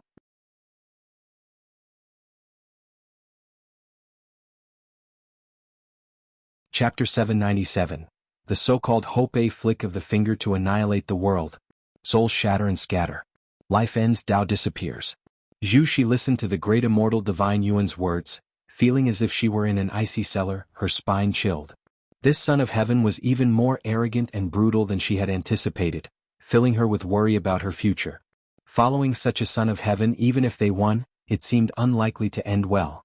Bachin Star Monarch's voice rang out, "They will do it." Before coming here, Bachin Star Monarch had instructed all the masters of the great worlds to speak as little as possible and to agree to anything the Son of Heaven demanded without refusal.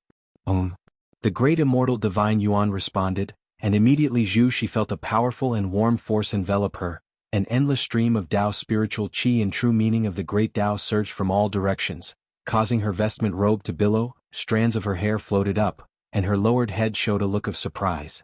No matter how much she feared the great immortal divine Yuan in her heart, at this moment, she felt delighted by the opportunity she received.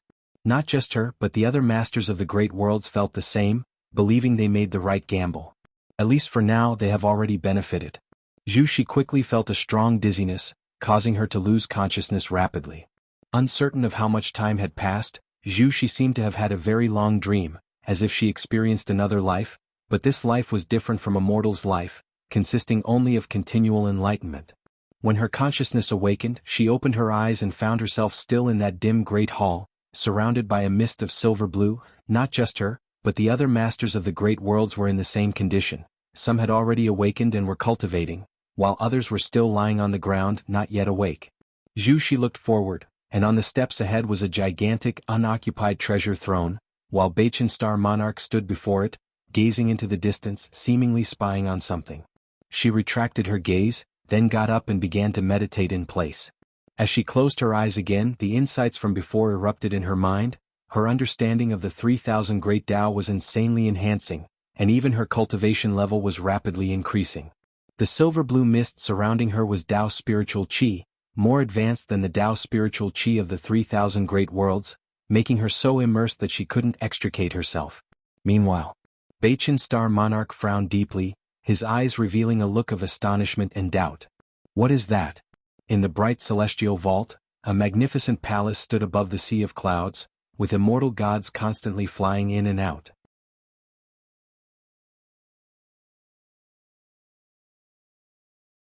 Just then he heard a wailing sound causing him to raise an eyebrow involuntarily, and he looked outside the hall asking, "What is that sound?"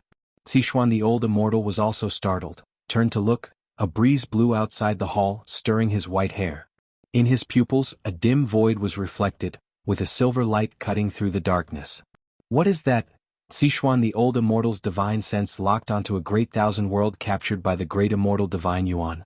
That great thousand world had plunged into utter darkness, the demonic mist forming clouds, obscuring the sun, and the land desolate, littered with white bones. A gigantic divine sparrow carrying a seven-colored glow flew into this great thousand world, dispelling the darkness.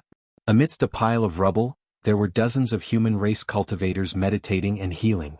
The silver light sprinkled on them, and they instinctively looked up, witnessing an unforgettable sight.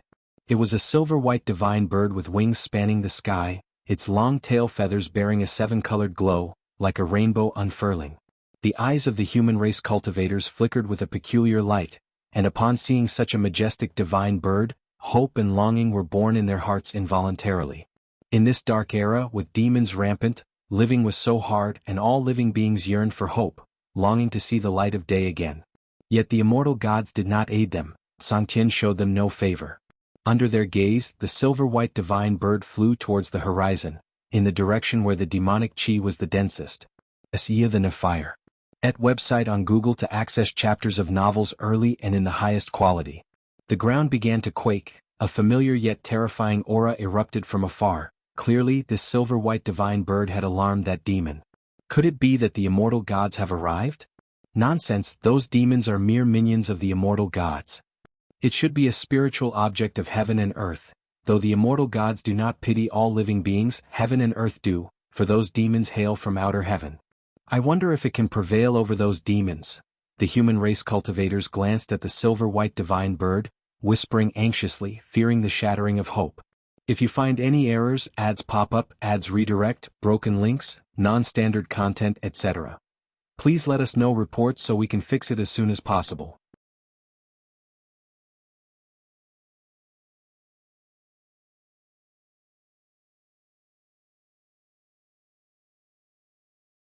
However, Shenyuan human venerable and elder Sichuan saw an endless stream of great powers, evil demons approaching Wuxia divine sparrow. The moment Wuxia divine sparrow appeared, it alarmed the immortal gods under the great immortal divine Yuan. In this contest for the celestial mandate, some immortal gods were responsible for overseeing the entire situation, immediately detecting any changes. Upon arriving at the second great thousand world, spatial black holes continuously appeared in the dark celestial vault. Mighty heavenly soldiers and generals, members of the Mo Luo clan and possessors of demon god bodies appeared, densely packed, quickly surrounding Wuxia divine sparrow. Even in the stone hall, Bachin Star Monarch saw this scene. He frowned, watching the magnificent Wuxia divine sparrow, feeling a sense of unease. The battle in the 3,000 great worlds was not his concern. His current responsibility was to oversee the master of the great world within the hall. What on earth is the origin of this bird? Why have I never seen it before?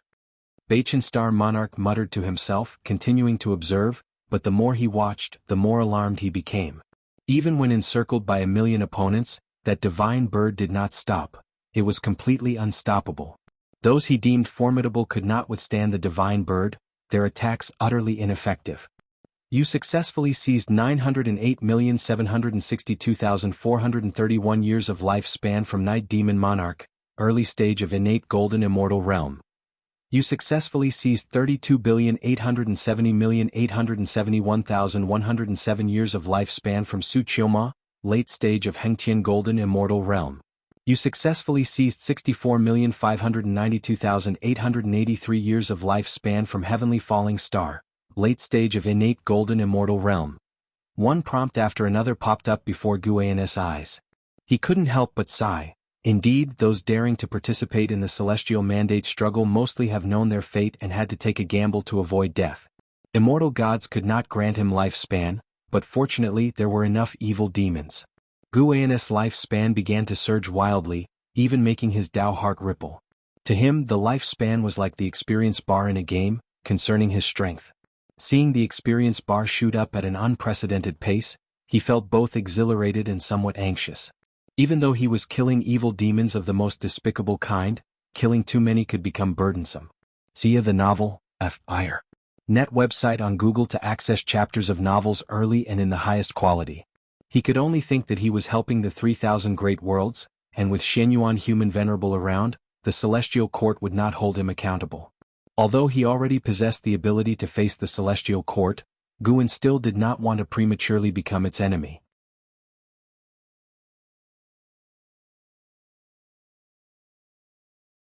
Please let us know reports so we can fix it as soon as possible.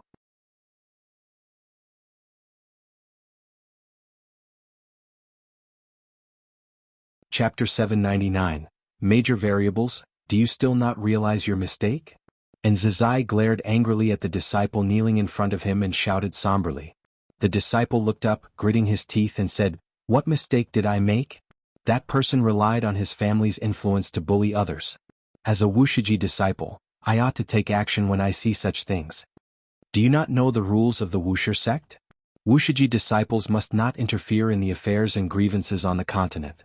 If you encounter injustice, you can report it to the officials. With your status as a Wuxia disciple, no one would dare neglect you. Reporting to the officials who merely evade responsibility, what is the point? Is my cultivation not meant to punish the wicked and eradicate evil? Are you questioning Wuxia, questioning the Nine-Spirit dynasty? I am not questioning, it's just that when I encounter it, I cannot let it go. Watching the two confront each other, Guan also understood the ins and outs of the situation and simultaneously gained a clear impression of the disciple. This disciple was named Zhuang Xian, the 8th-generation disciple of Wuxia, born on the Nine-Spirit continent. His family was relatively happy. Although his talent was not the strongest, he was born with an overwhelming sense of justice, always stepping in to help when he saw injustice. This drew the attention of Duan Li. Duan Li inherited the destiny-defying divine skill modified by Guan, and through continuous passing of skills, his cultivation ranked among the top in Wuxia. Zhuang Xian was his direct disciple, but he did not inherit the destiny-defying divine skill. Instead, he was personally taught by Zizai. And Zizai treated him as his own flesh and blood, only falling short of imparting the myriad supreme palm to him. On the surface, the Nine-Spirit continent seemed harmonious, but in places with many people, injustice inevitably arises. Human nature is also unpredictable. Even at the foot of Wuxia, unjust events still happen. Whenever the suffering came to kneel before Wuxia Mountain's gate, and Zizai would send people to aid them. He didn't want Wuxia disciples to interfere too much in worldly affairs, as this would accumulate more conflicts and alter the disciples' mindset. After all, Wuxia was an immortal cultivation arena, not a product of power. Seeing Zhuang Xian still stubborn and Zizai, irritated, wanted to slap him, but his right hand hovered over his head, unable to come down. "You truly want to anger me to death." And Zizai scolded with glaring eyes. As he was about to speak harshly, he suddenly noticed Guan walking towards them, his anger dissipating instantly. He hurriedly sidestepped Zhuang Xian and approached Guan. Zhuang Xian instinctively turned to look, and when he saw Guan, his face changed dramatically. He immediately bowed his head, his heart suddenly in turmoil. He was not familiar with the ancestor but had met him a few times. Although they didn't have much interaction, he admired the ancestor the most. Thinking he might embarrass himself in front of the ancestor threw his heart into chaos. However, he did not regret it. He believed he hadn't done anything wrong, even if he were expelled from Wuxia, he wouldn't regret it. Do you intend to strike your junior? Guan came to Nzazai and asked with a smile, and before his eyes, messages about seizing lifespan kept popping up, putting him in a very pleasant mood. Nzazai almost broke into a cold sweat hearing this. He helplessly said, "Who told him to be so stubborn?" He narrated what Zhuangxian had done, seemingly angry, yet his tone unavoidably conveyed a sense of gratification. Zhuangxian was righteous, loved to fight against injustice and refused to yield. A disciple like this was rarely found even at the Wuxia dojo. Though Wuxiji disciples were not evil because of countless years of transmission, most had developed a detached attitude, put harshly, indifference. And Nzazai understood Guan's constraints were out of fear that the disciples would become too indulgent, so he was in no position to judge whether the rules of Wuxia were right or wrong. He needed to follow Guan's established rules. He's quite good like this. Different ways should be allowed. As long as one is wholeheartedly benevolent, it's not necessarily bad. If you want to forge him, why not let him go out and train? Guan, smiling, commented. Somehow, looking at Zhuangxian reminded him of his reincarnation body, Yangxian, who also loved to stand against injustice, unyielding though not as impetuous as Zhuangxian. Speaking of which, Leah also possessed a sense of justice, but Leah acted with more discretion, never being stubbornly fixated. He idles around every day. If he wants to cultivate to the Zizai immortal realm, he may still need some time. And Zizai shook his head and sighed. It's all right, let him go ahead, consider it an exception. Guan waved his sleeve with a generous laugh, but his words instead made Nzazai hesitate. Nzazai hesitated in speaking, and Guan, reading his thoughts, reproached, "I say training means training. I never beat around the bush. I also want to see if, after experiencing the red dust, he will still maintain such a pure heart. I'm very much looking forward to it." With that, Guan walked towards the distant mountains and forests, his gaze gliding over Zhuangxian's back without a trace. Nzazai froze, then grew delighted and promptly bent in salute towards Guan. After Guan disappeared into the forest, Nzazai approached Zhuangxian. At this moment, Zhuangxian was apprehensive, uncertain if the ancestor's arrangement was to train him or to suppress his spirit. Nzazai looked down at him and said, "You heard him, prepare to go out and train."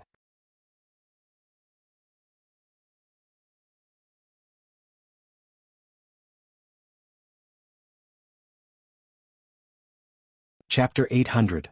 Not allowed to roam freely inside the dimly lit Great Hall, all the masters of the great worlds were already awake, sitting in meditation reviewing their earlier gains. Zhu Shi suddenly opened her eyes, her eyebrows knitted tightly, a look of confusion in her eyes. As she pondered, she lifted her gaze when she caught sight of Beichin Star Monarch, and couldn't help being drawn to his expression. Beichin Star Monarch stood on the steps, gazing at the dark celestial vault outside the palace. It was unclear what he was thinking, but his expression clearly showed he was troubled. Could it be that the Son of Heaven met with mishap? Zhu Shi instantly thought of this. She closed her eyes to avoid being noticed by Beichin Star Monarch. But she was no longer able to cultivate peacefully. If something truly happened to the Son of Heaven, wouldn't it mean the celestial throne struggle would shift? Even though the great immortal divine Yuan had already reclaimed 90% of the great worlds, Zhu Shi always felt uneasy, because no matter how she looked at it, the actions of the great immortal divine Yuan did not conform to the heavenly Tao. How could immortal gods drive evil demons into battle and allow them to devour all living beings? Although the Taiwei Great World was spared from the evil demons occupying and spreading chaos, it was only because she allied with the great immortal divine Yuan at the beginning of the celestial throne struggle. She had heard of the fate of other great thousand worlds, all of which had become human purgatories under the occupation of the great immortal divine Yuan. It was precisely because of these actions that left these auxiliary forces confused and uneasy, fearing that after the great immortal divine Yuan's victory, their meritorious deeds would be erased. If this Son of Heaven truly fails, how should the Taiwei Great World conduct itself? Zhu Shi thought with a heavy heart. Although she was an outsider, she had been in the Taiwei Great World for so many years and founded the new Holy Court. She had come to regard the Taiwei Great World as her own and did not wish for it to become yet another purgatory for evil demons. Meanwhile, in another great hall far away, Shenyuan Human Venerable and Ci Shen Old Immortal were also observing the battle. Unlike Beichin Star Monarch's worried expression, these two immortal gods were very excited, praising the power of the Wuxia Divine Sparrow. Even if a supreme immortal takes action, it might not stop this bird. Ancestor Master Wuxia is truly formidable to rear a divine creature like this.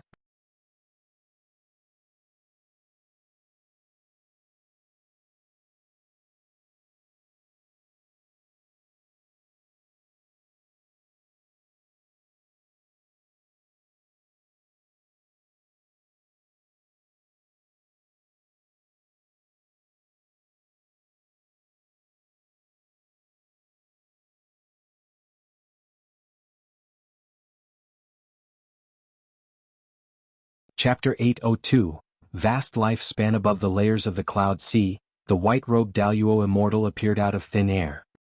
He raised his right foot, seemingly wanting to step forward, but his foot hung in mid-air, unable to land for a long time. His whole body trembled, his face looked extremely bad, and in his pupils, the image of the Wuxia divine sparrow charging at him kept reflecting. His hands in his sleeves were clenched tightly, and his mood was extremely unsettled. He possessed the cultivation level of a Dao extreme Daluo Immortal in perfection. Facing that divine bird, his immortal body was obliterated in an instant. When he resurrected and flew out from the heavenly pool, even the celestial gods guarding the pool cast surprised glances at him, which he found so ironic. How could this be? Who on earth is he? Could it be the Xianqi primordial immortal? The white-robed Daluo Immortal's face shifted between clear and gloomy. Even though he had deliberately concealed the heavenly secret before striking, preventing the celestial court from noticing this battle, once Shenyuan Human Venerable won, the news would undoubtedly reach the celestial court, and he would definitely become the laughingstock of heaven. He was burning with rage, yet inwardly somewhat fearful. This conflicting emotion made it difficult for him to step forward. The opponent could so easily obliterate him, their cultivation level must vastly surpass his. Going again would only be self-humiliation. But if he didn't go, then the great immortal divine Yuan would be finished. He could see Shenyuan Human Venerable mobilizing his troops, preparing to launch a counterattack. After this battle, the morale of the great immortal divine Yuan's side had plummeted, and in the eyes of the white-robed Daluo Immortal, he could already see the 3,000 great worlds falling entirely into Shenyuan Human Venerable's hands. The white-robed Daluo Immortal fell silent, standing above the cloud sea for a long time, finally choosing to return to the celestial court. After the unsettling atmosphere across the 3,000 great worlds dispersed, the clamor in various realms continued for a long time. The celestial spirit great world was the first to quiet down, while other great worlds plunged back into turmoil. After defeating the white-robed Daluo Immortal, the Wuxia divine sparrow once again descended on the 3,000 great worlds, continuing to gallop and exterminate the evil demons remaining in various realms. This caused more and more evil demons to flee, and the number of immortal gods coming to stop the Wuxia divine sparrow dwindled. Until dusk, Guan retrieved the Wuxia divine sparrow.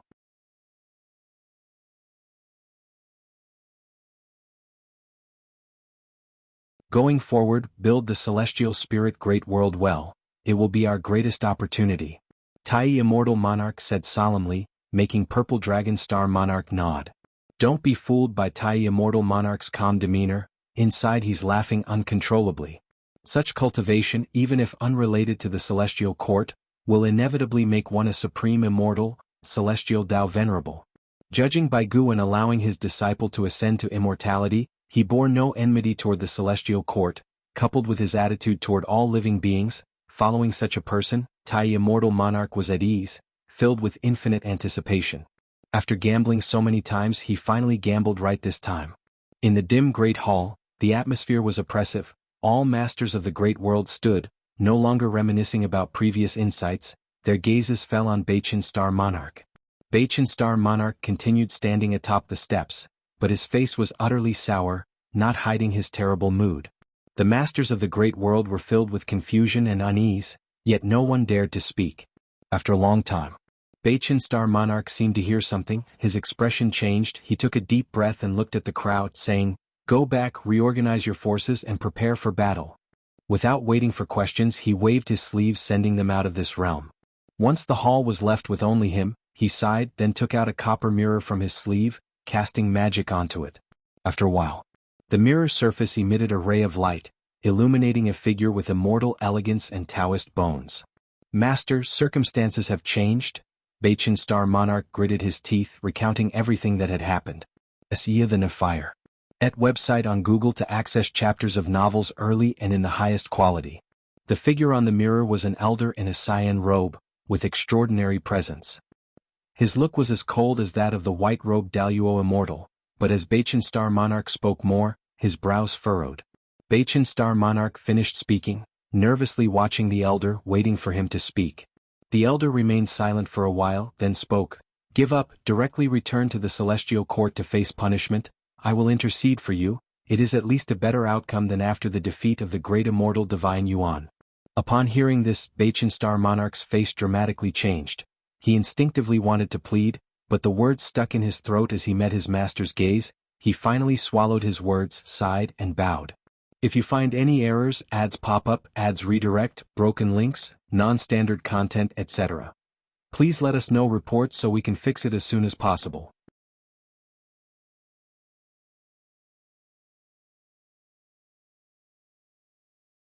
Chapter 803, Above the Revered Immortal.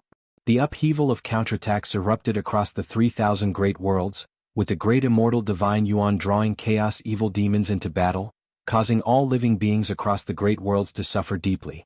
As Shen Yuan Human Venerable began to counterattack, many native forces in various great worlds began to overthrow the rule of the great immortal divine Yuan. The Wuxia divine sparrow flew across the 3,000 great worlds, witnessed by countless living beings. Everyone believed that the Wuxia divine sparrow brought victory and hope. Shrines and temples dedicated to the Wuxia divine sparrow sprang up like mushrooms after rain across various realms. The Wuxia divine sparrow was bestowed numerous titles. In the years that followed, even Guan, who was far away at the Taoist field of the beginningless, could sense a unique destiny rushing toward him, which was the faith of all living beings in the Wuxia divine sparrow. The destiny born from this faith was extremely complex. It could help him enhance his cultivation level, allow him to create magical treasures, spiritual objects, and more. It could be said to be omnipotent. No wonder the immortal gods desire incense from the human world. It is worth mentioning that merit does not belong to the heavenly Tao. Guan directly stored this merit within the Wuxia divine sparrow, keeping it for later use. He didn't intend to enhance his cultivation level with the merit, but rather saved it for any unforeseen use. In the years that followed, there were no major changes in the celestial spirit great world, but the 3,000 great worlds descended into unprecedented frenzy. The more oppression inflicted by the great immortal divine Yuan, the more emotions were released by all living beings now. However, without a powerful force like Guan stepping in, Shen Yuan Human Venerable needed time to annex all the great thousand worlds of the great immortal divine Yuan. In the blink of an eye, 3,000 years passed. Guan sat within a bamboo grove, boiling tea while gazing at the 3,000 great worlds. After so many years of counterattacks, 60% of the great worlds had fallen under Shen Yuan Human Venerable, while the morale on the side of the great immortal divine Yuan plummeted.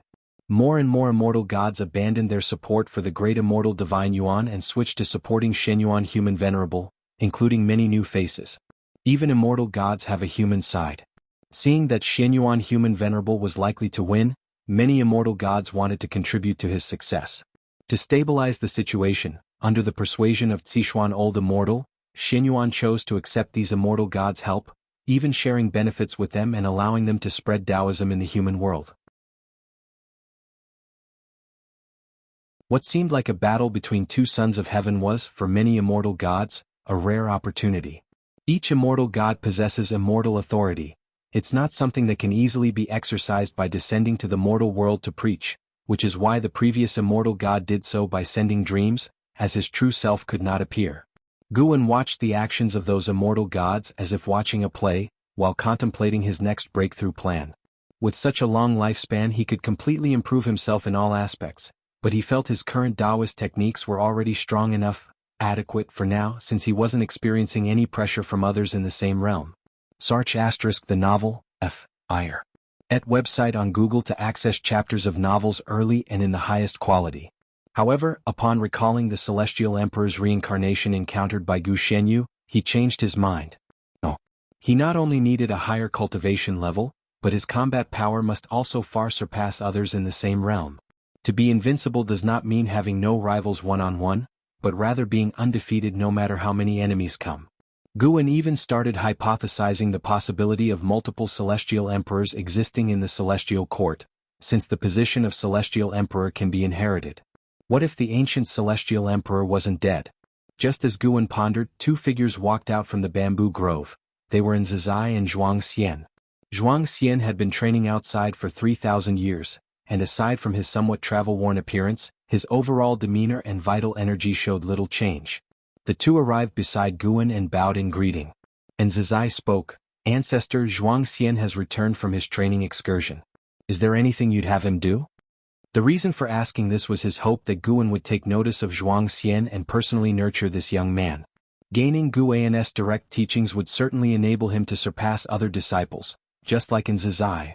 Among those of a younger generation, there were many with talent and comprehension beyond him, yet beneath the second-generation disciples, none could shake his standing in terms of power and status. Zhuang Xian looked at Guan without much excitement, appearing very composed. Guan raised his eyes to evaluate Zhuang Xian and asked, "During this excursion were there any tasks beyond your power?" Zhuang Xian replied, "Yes, many. My cultivation is too weak to help many people. Some demon sects need destroying. I will cultivate properly and venture out again in the future." He didn't directly ask Guan to intervene, which made Nzizai reassess him. In fact, over the years, Nzizai had constantly been observing him, aware of all his experiences. Zhuang Xian had been furious and irrational, but once he returned to the beginningless, he exhibited calmness. He wouldn't let others help enforce his will. Any regrets? Yes, I was deceived into thinking she would truly reform, only for her to cause more deaths. Even after personally killing her, it didn't change this fact. I swore never to show compassion again.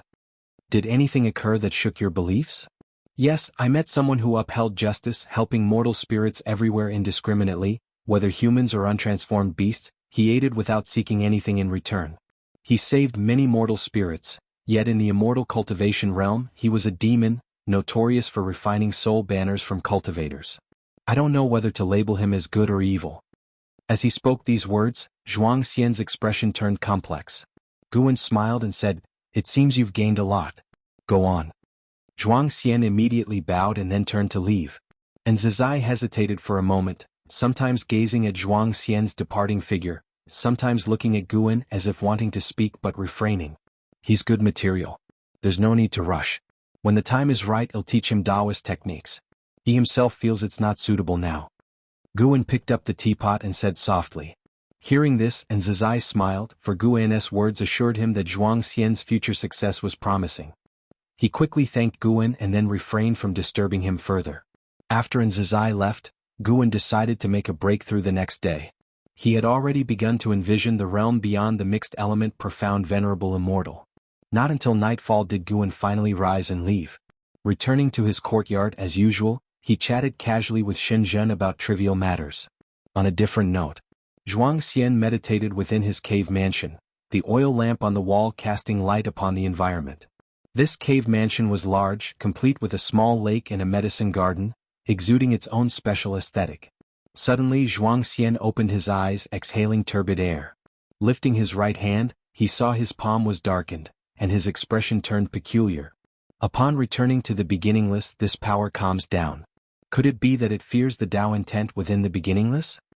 Zhuang Xian murmured to himself, recalling that when facing his ancestor, he could feel the mysterious power in his palm extremely nervous, shrinking almost to a point. He had initially been distressed about how to overcome the temptation of this power. Now, it seemed as long as he remained within the beginningless, he need not worry about this power. If you find any errors, ads pop up, ads redirect, broken links, non-standard content, etc., please let us know reports so we can fix it as soon as possible.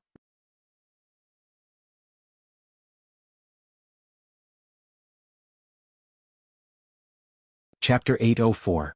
In the early morning the sunlight pierced through the earth. Guan, dressed in a close-fitting white robe, walked out of the pavilion, stretching lazily under the bright sun.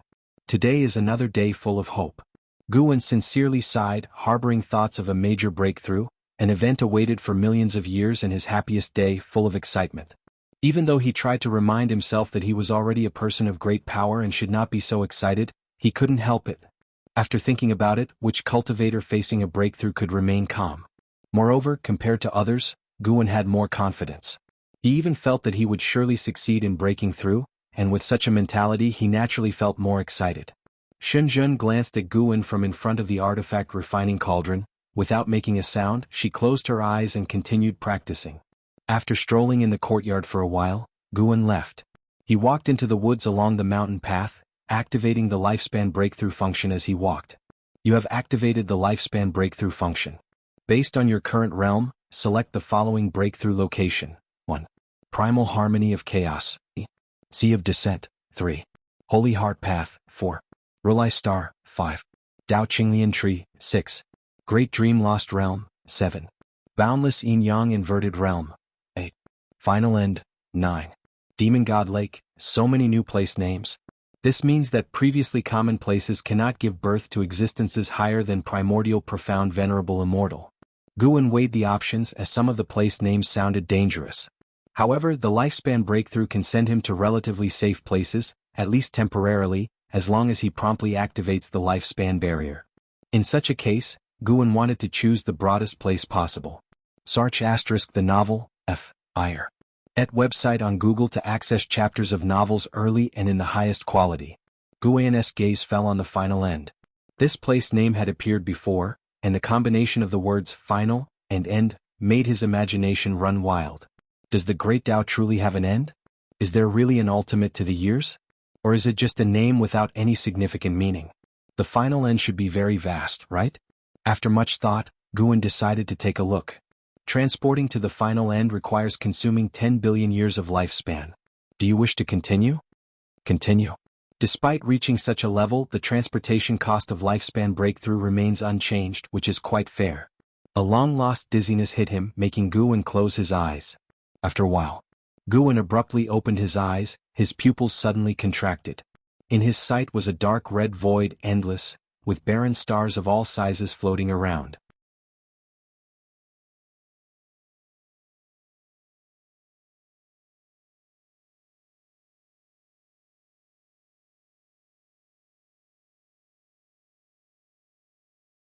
Chapter 805, Breakthrough. Perfection of the Supreme Emperor of Ultimate Merging Tao.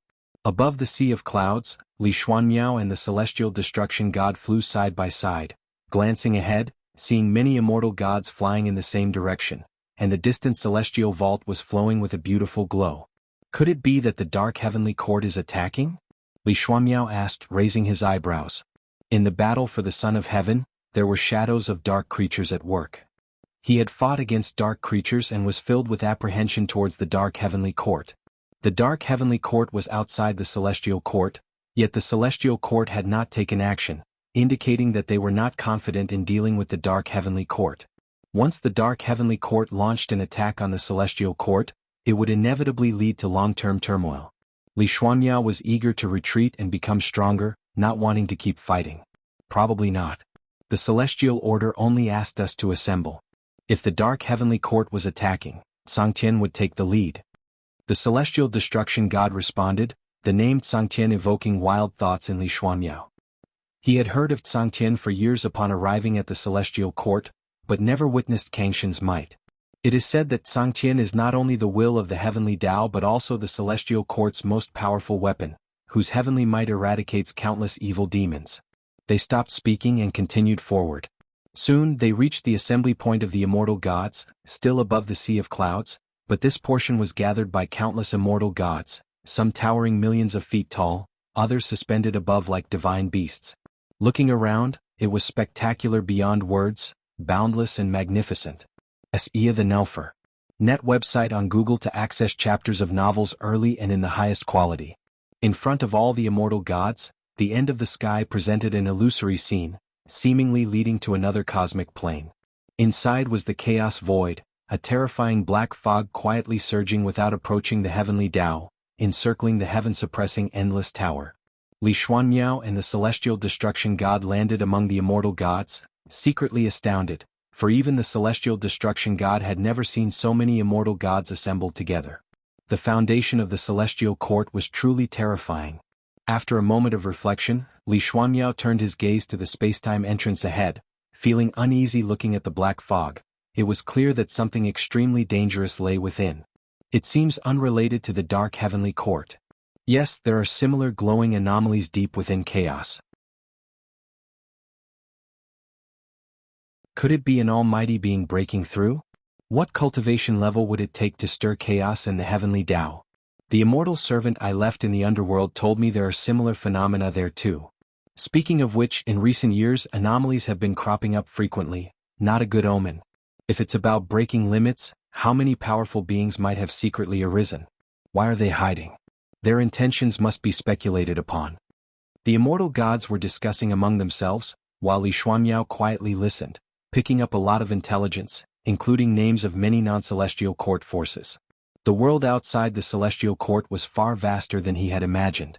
The 3,000 great worlds might not be worth mentioning to the celestial court because there are many more powerful forces and enigmatic domains worthy of its caution.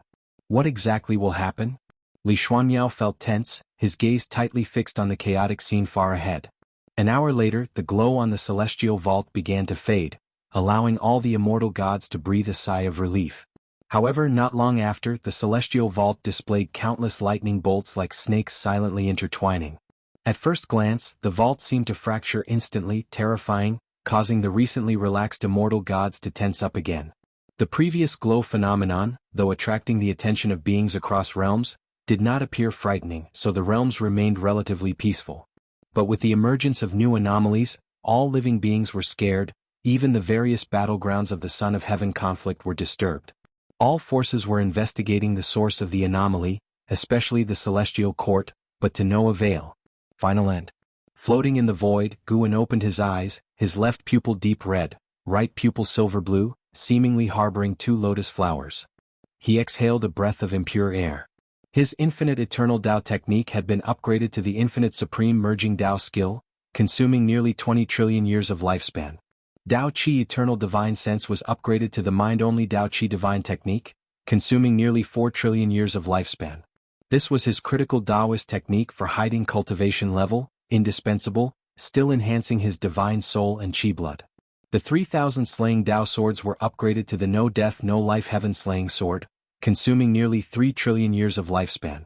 The great primordial celestial net step was upgraded to the Hongmeng 3,000 steps, consuming nearly 8 trillion years of lifespan. This step technique shifted from shuttle divine power to attack divine power, annihilating a Dao in one step, after 3,000 steps, rendering all Taoist techniques and cultivation of the enemy into nothingness. The great Dao formless body was upgraded to the infinite eternal Dao body, consuming nearly 20 trillion years of lifespan. The demon shadow divine skill had greatly aided Guan, never being abandoned. This divine skill formed a Dao of its own, with endless wondrous methods, enabling someone to attain the Dao. The absolute void eye was upgraded to the extreme demon and immortal pupil, consuming the most lifespan, nearly 60 trillion years. These were his main life-consuming Taoist techniques, and he mastered many more techniques that he wouldn't upgrade one by one. Next was the main event, breaking through the great realm. Looking at the current situation where only a small fraction of his total lifespan was consumed, Guan felt fully assured. This time he would break through successfully without any concern. He directly invested 1 trillion years of lifespan into cultivation level. Within the next hour, chaos, the heavenly Dao, and the underworld faced an exceedingly terrifying upheaval, the Dao rules shivering. Nature's spiritual energy turned into a storm, and the minds of all living beings in immortal cultivation were plunged into overwhelming oppression, with a feeling of suffocating pressure. The celestial vaults of all realms kept changing colors. Anomalies appeared one after another, even bizarre mirage-like scenes occurred, dazzling the eyes. As time passed, all cultivators felt a tremor. The beings within the Taoist field of the beginningless felt better, but they were nonetheless attracted by the constant anomaly mutations in the sky. Within the courtyard, an Xayan, celestial demon child, Shenzhen, fairy Yaoxian, and other female cultivators gathered together, while the male cultivators gathered in the distance, discussing the celestial anomaly. The Son of Heaven conflict has just seen a variable, and we now face such anomalies. Shangguan Xiener shook her head, her words sounding like worry, yet her face was full of excited and anticipative expressions. Fairy Yaoxian stood at the edge of the crowd, gazing up at the celestial vault, her brow furrowed. She had spent millions of years adapting to the new era, but faced with such a greatly changing anomaly she still couldn't see through it. Her intuition told her this anomaly was far more frightening than she imagined. "What are you chatting about?" A gentle laugh came, causing the women to turn their heads. They saw Guan in white clothes entering the courtyard, with his usual smile, instantly dispelling all the unease and tension in their hearts. If Guan was calm, so were they. "Ancestor, what is the reason for this anomaly?" asked the impatient Shangguan Xiener. Guan stopped, looked toward the celestial vault and said, "This anomaly covers the 3,000 great worlds, envelopes the entire heavenly Dao, chaos too, and even the underworld is mirrored." This remark caused everyone's expression to change drastically. How great a cause and effect must it be?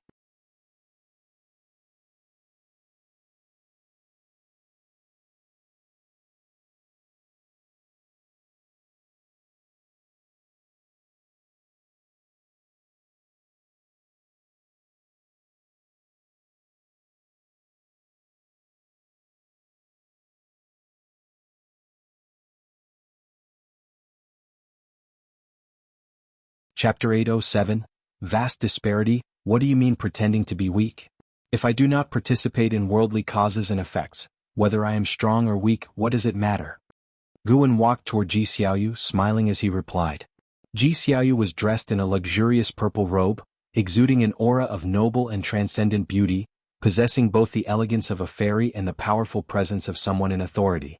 Upon hearing Guan's words, she slightly pursed her lips and said, "Such an arrogant tone." She stepped down the stairs, continuing, "If you wish to speak, I won't refuse. Coincidentally, I want to learn more about the realms beyond the innate golden immortal." Guan laughed. The golden immortal Tao fruit is also divided into 3 layers: innate golden immortal, heaven-balancing golden immortal, and Tai-Ching golden immortal. The celestial gods guarding the 3,000 great worlds often have cultivation levels around the heaven-balancing golden immortal realm. As he spoke, he took out the fate pen and casually swept it, adding the names of 2 realms, heaven-balancing golden immortal and Tai-Ching golden immortal, to the foremost stone pillars. Upon hearing this, Ji Xiaoyu squinted her eyes and asked, "What is your realm?" Guan smiled but remained silent. "Judging by your demeanor, is your realm higher than Tai-Ching golden immortal?" Ji Xiaoyu snorted. When she saw that Guan's smile didn't change, she was secretly startled. She had thought Guan was just a Tai-Ching golden immortal. This guy. Although Ji Xiaoyu was surprised, considering Guan's few interventions, even on the path of the great Tao, none could compare. Surpassing Tai-Ching golden immortal equates to surpassing the power of most celestial gods, which is reasonable upon reflection. Though understanding is one thing, realizing that Guan surpassed Tai-Ching golden immortal, she still felt bewildered. Guan listened to her inner thoughts, secretly thinking, "Indeed, I am above Tai-Ching golden immortal, with 5 realms in between." He arrived in front of Ji Xiaoyu, glanced around and asked, "Do you usually reside here in seclusion?" "Yes, the factions of the Heavenly Spirit Tao Alliance are complex. I don't want to get involved in too many causes and effects, so I seldom venture out." Ji Xiaoyu replied, "Currently still in the heaven-encompassing free immortal realm, just a step away from the innate golden immortal, but unable to break through that step." Sar the Oval Fire. Et website on Google to access chapters of novels early and in the highest quality. She wasn't in a hurry since those who can achieve innate golden immortal have lived for a long time. Her age compared to these great powers is still far behind. Yet, with Guan's arrival, she felt a sense of urgency. Continuing like this, she might soon give up her determination to pursue Guan,